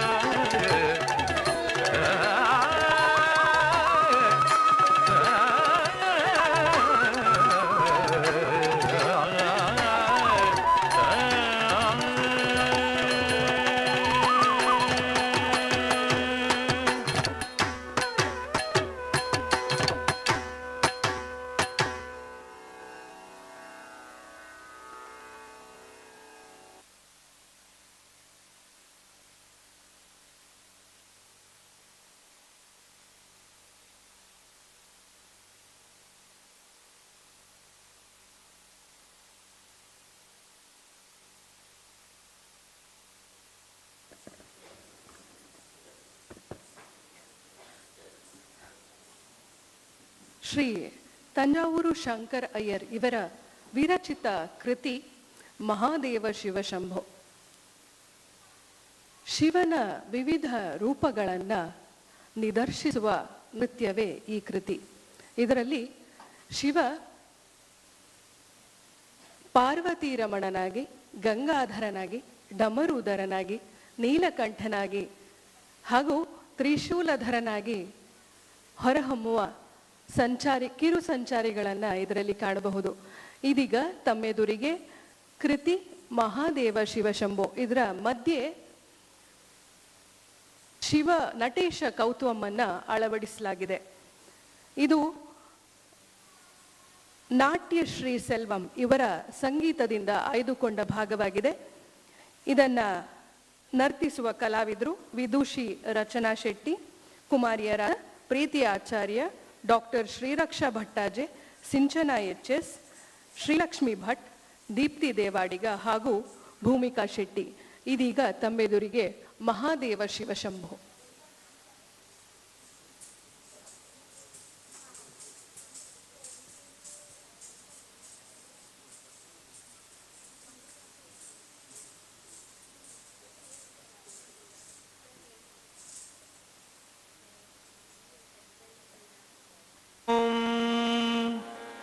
ನಮಃ ಶಿವಾಯ, ಶಿವಾಯ ನಮಃ.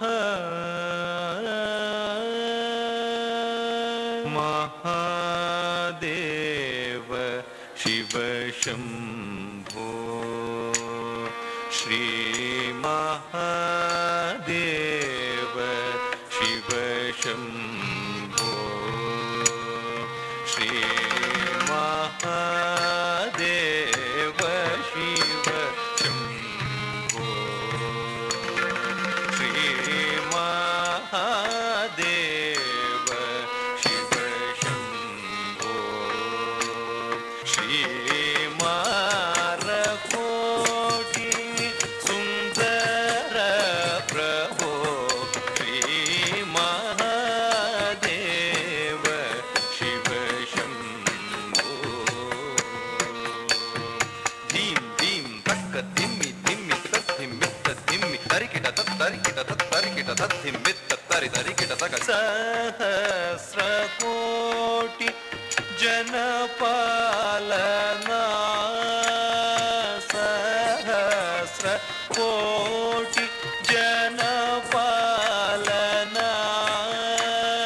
ಸಾಧು ಸಂರಕ್ಷಣ ಪಾವನ, ಸಾಧು ಸಂರಕ್ಷಣ ಪಾವನ, ತಟವನ ಮುನಿ ಜನ ಸಕಲ ಸುರಾಸುರ ಸನ್ನುತ್ಪಾದ, ಕಿಂಕಿಣಿ ಝಂ ಝಂ ಝಣ ಝಣ ಝಣ ಝಣ ನೂಪುರ ಲಗ ಗತಿ ಕಣ ಕಣ ಕಣ ಕಣ ವಿಧಿ ಹರಿ ಸೇವಿತ, ಸಾಧು ಸಂರಕ್ಷಣ ಪಾವನ, ಸಾಧು ಸಂರಕ್ಷಣ ಪಾವನ, ಮಹಾದೇವ ಶಿವ ಶಂಭೋ. ಸರ್ವೇಶ್ವರ ಕರುಣಾಕರ ಮೂರ್ತೆ, ಸಾಮಗಾನ ಪ್ರಿಯ ವೇದ ಪೂರ್ತೆ, ಸರ್ವೇಶ್ವರ ಕರುಣಾಕರ ಮೂರ್ತೆ. ತಕ್ಕುಡು ದಿಕ್ಕುಡು ತಕ ತರ್ಕಿಟ ತಕ ತಾಂ, ತಕ್ ತಕ್ ತಕ್ ಕಿಟ ಕಿಟ ತಕ ತರಿ ಕಿಟ ಕಿಟ ತಕ ತಾಂಡವ ಅಂಬರ ದಿಕ್ಕಿಟ ಕಿಟ ತಕ ದಿಮಿ ಕಿಟ ಕಿಟ ತಕ ವ್ಯಾಘ್ರ ತುಂ ಕಿಟ ಕಿಟ ತಕ ತೊಣ ಕಿಟ ಕಿಟ ತಕ ಶ್ರೀ ಶೂಲಧರ ನಂ ಕಿಟ ಕಿಟ ತಕ ನನ ಕಿಟ ಕಿಟ ತಕ ನಂದಿ ವಾಹನ, ನಾದಯೋಗ ಪ್ರಿಯ ನಾದಯೋಗ ಪ್ರಿಯ, ಸಾಮಗಾನ ಪ್ರಿಯ ವೇದ ಪೂರ್ತೆ, ಪರಮೇಶ್ವರ ಗಂಗಾಧರ ಕೀರ್ತೆ, ಪರಮೇಶ್ವರ ಗಂಗಾಧರ ಕೀರ್ತೆ, ಜಗಣಂ ಕಿಟತಕ ಜಗಣಂ ಕಿಟತಕ ತುಕ ತಕ ತತ್ತಕ ತಾಂ, ಜಗ ಜಗ ಜಯ ಜಯ ಶಶಿರ ವಿಭೂಷಿತ परमेश्वर गंगाधर कीर्ते पतित पावन श्री पशुपते पतित पावन श्री पशुपते तद्धीं धीं धीं तरूप भयंकर ढमरुग हस्त तृतीय सहस्र दीक्षितनाथ नटेश कौत्वं तक तक तां दिगि दिगि तै तक दिक् तुता किट तुं किट किट तगिडं तुं किट किट तगिडं किन्नं किट तक दिक्कुत्तां तत्तं पतित पावन श्री पशुपते पतित पावन श्री पशुपते ताहत्तीकु तत्तीकु तारित चेम चेम चेम येम तत्ति तक्क तत्तयित्त तयित्त तयित्त यित्त तक्क तक तयित्त तयित्त तयित्त यित्त तक्क तक तरिकिड तक नक तरिकिड तक दीं दीं दिननं तरि तक तरि कतिकु तक तरि तकतिकु तदिकिनतो महादेव शिव शंभो श्रीमारकोटि सुंदर प्रभो श्री महादेव शिव शंभो शिव शंभो शिव शंभो ओम नमस्ते अस्तु भगवन् विश्वेश्वराय महादेवाय त्र्यंबकाय त्रिपुरान्तकाय त्रिकाग्निकालाय कालाग्निरुद्राय नीलकण्ठाय मृत्युञ्जयाय सर्वेश्वराय सदाशिवाय श्रीमन्महादेवाय नमः।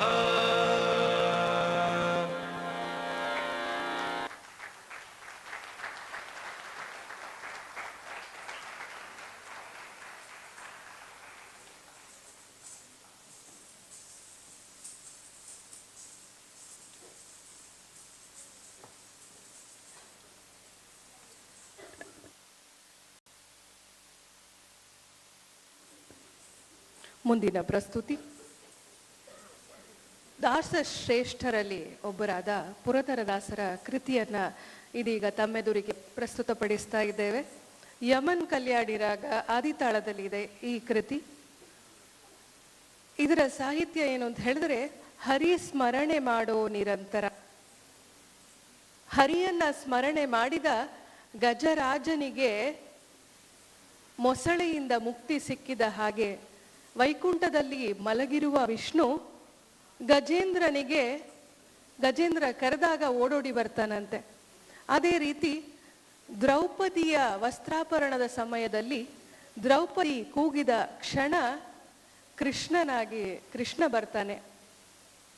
ಸೊ ನಾವು ಯಾವಾಗ ಕೂಗ್ತೇವೋ ಆ ಸಮಯಕ್ಕೆ ಭಗವಂತ ಬರ್ತಾನೆ ಎನ್ನುವ ಸಾಹಿತ್ಯವನ್ನ ಕೊಡುವ ಕೃತಿ ಪುರಂದರದಾಸರ ಕೃತಿ ಇದು. ಇದೀಗ ತಮ್ಮೆದುರಿಗೆ ಹರಿಸ್ಮರಣೆ ಮಾಡೋ ನಿರಂತರ.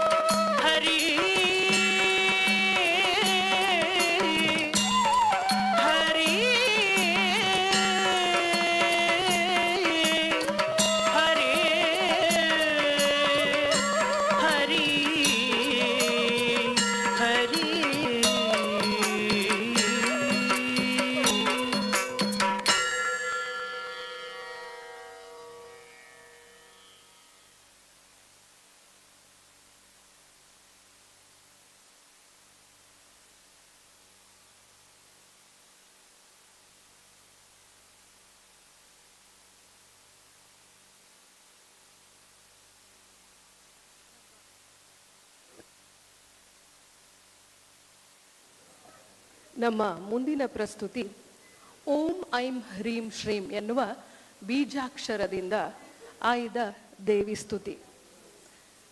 ತಾಯಿ ದುಷ್ಟ ಶಿಕ್ಷಣಿಯೂ ಹೌದು, ಶಿಷ್ಟ ಪಾಲನೆಯೂ ಹೌದು.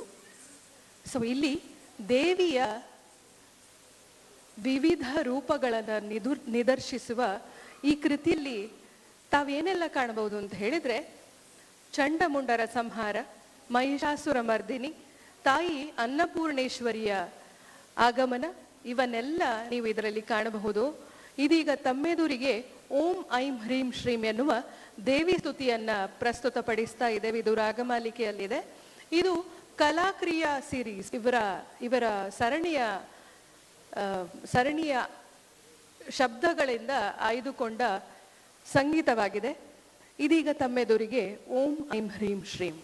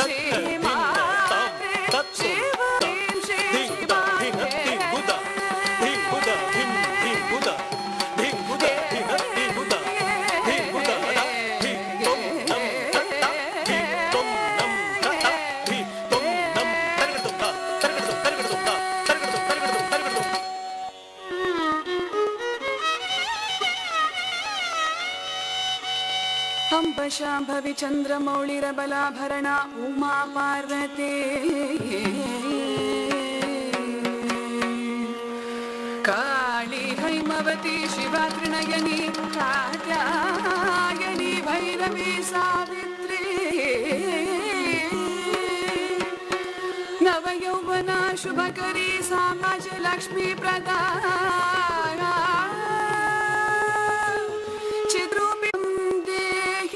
जयं देहि यशो देहि द्विषो जहि रूपं देहि जयं देहि यशो देहि द्विषो जहि रूपं देहि जयं देहि यशो देहि द्विषो जहि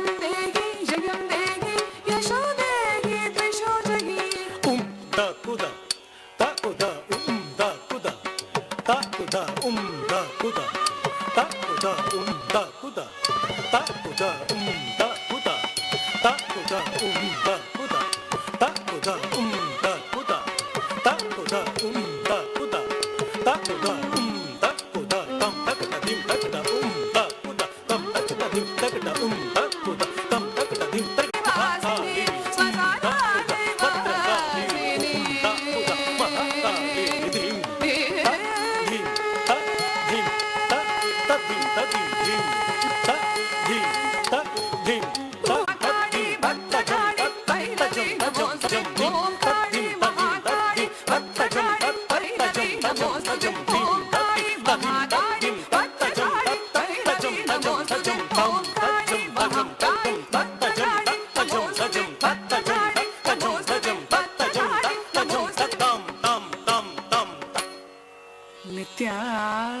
नित्यानन्दकरी पराभयकरी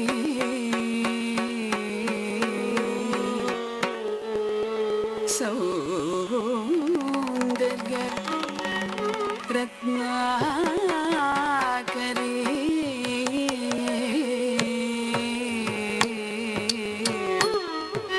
माता अन्नपूर्णेश्वरी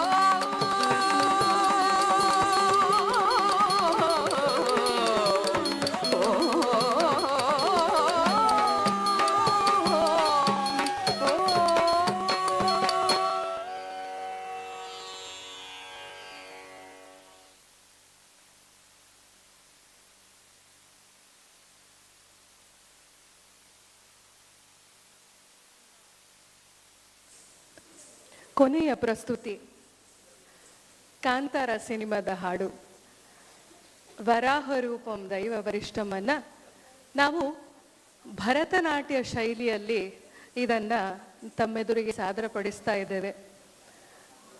ಇದರಲ್ಲಿ ಶಾಸ್ತ್ರೀಯ ಸಂಗೀತದ ತುಣುಕುಗಳು ಕಂಡು ನಮ್ಮ ತಂಡದ ಕಲಾವಿದರು.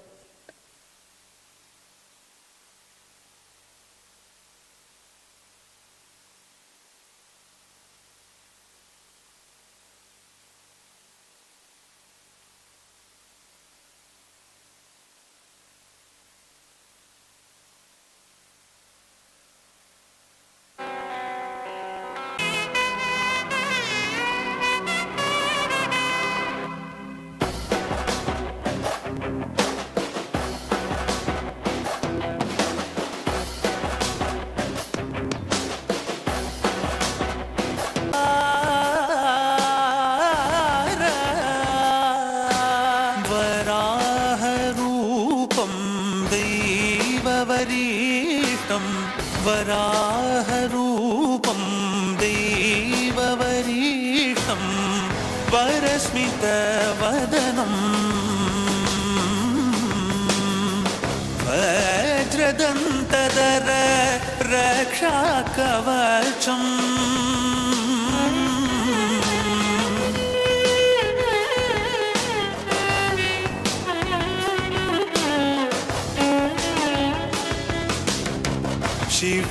शिवसम्भूत भुवि संजात ನಂಬಿದವಗಿಂಬು ಕೊಡುವವನೀತ ಸಾವಿರ ದೈವದ ಮನ ಸಂಪ್ರೀತ ಬೇಡುತ್ತ देऊ आराधिसूत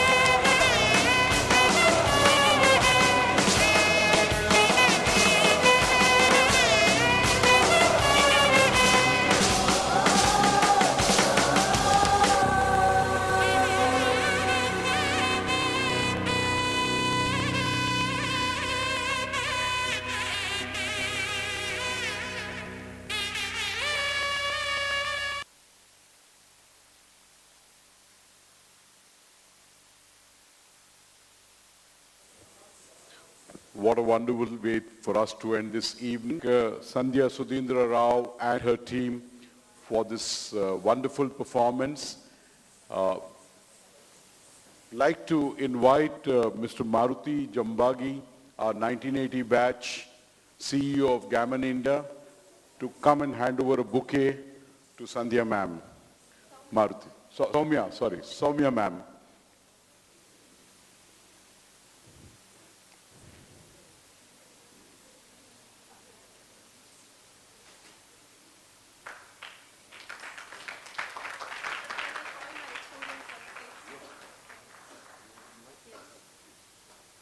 I would like to invite all my students on stage because nothing is possible without their efforts. I would like to call them on stage.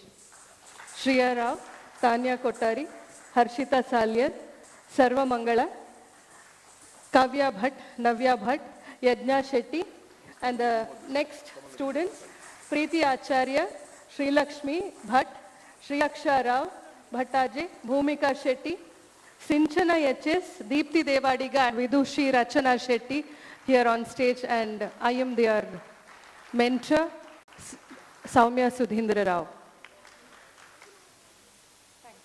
Yeah. Jambagi sir. Okay, we don't have the 14 bouquets, but one has to be a leader. Yeah.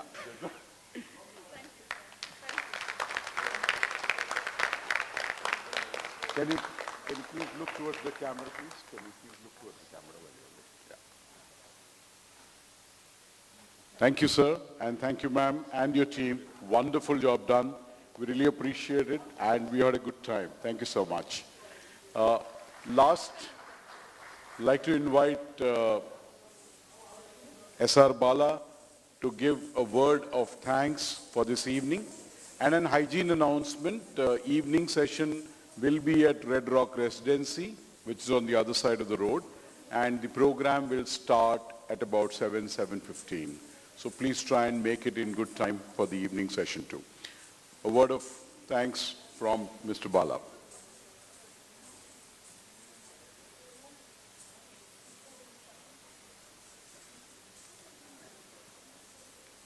Yeah, before I forget, let me on behalf of all of you thank Mr. Shankar Prakash for his successfully conducting the session lively and lovely. We are proud that he is the alumnus of this glorious institute. We are also honored to have former directors in the morning session and a couple of them in the afternoon sessions also, like Dr. Balavira Reddy, Professor K.R. Kamath, Professor K.R. Hebbar, Professor Sudhakar Naik, Dr. Gopal Mugaraya. Let me thank Mr. Deepak Shetty, who is the President of Delhi chapter, for comparing the session, later half of the afternoon session. And we are grateful to Sri K. Yajnanarayana, chief guest of our afternoon session, for blessing the occasion with this emotional talk. He is one of the major pillars of our Alumni Association, who had not only nurtured the NITK Alumni Association missions, but also established a harmonious link between the alma mater and alumni fraternity. His advice are always invaluable and relevant in streamlining alumni focus on strongly supporting the Institute's missions convincingly. Besides, we are very grateful to Professor Rakesh Godwani and Mr. R.K. Shanai for their interesting talks on education, NEP, and engineering technology respectively. These topics are very much vital and relevant to both academia and industry. The panel discussions that followed these talks kept the audience in good spirits, for which we profusely thank Professor Uday Yaragati, Mr. Balakrishna Puttur, Professor Arun Islor, Mr. Mohit Dubey.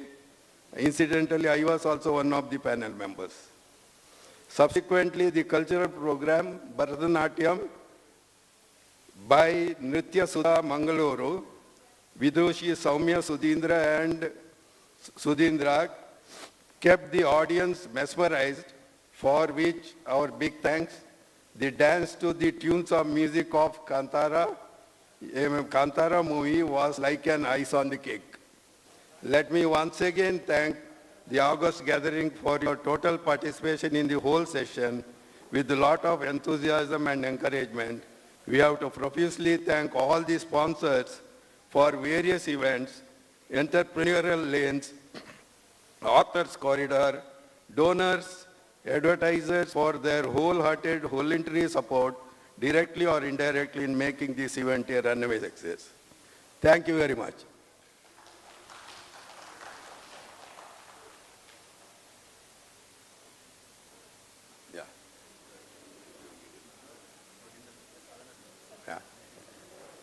Yeah.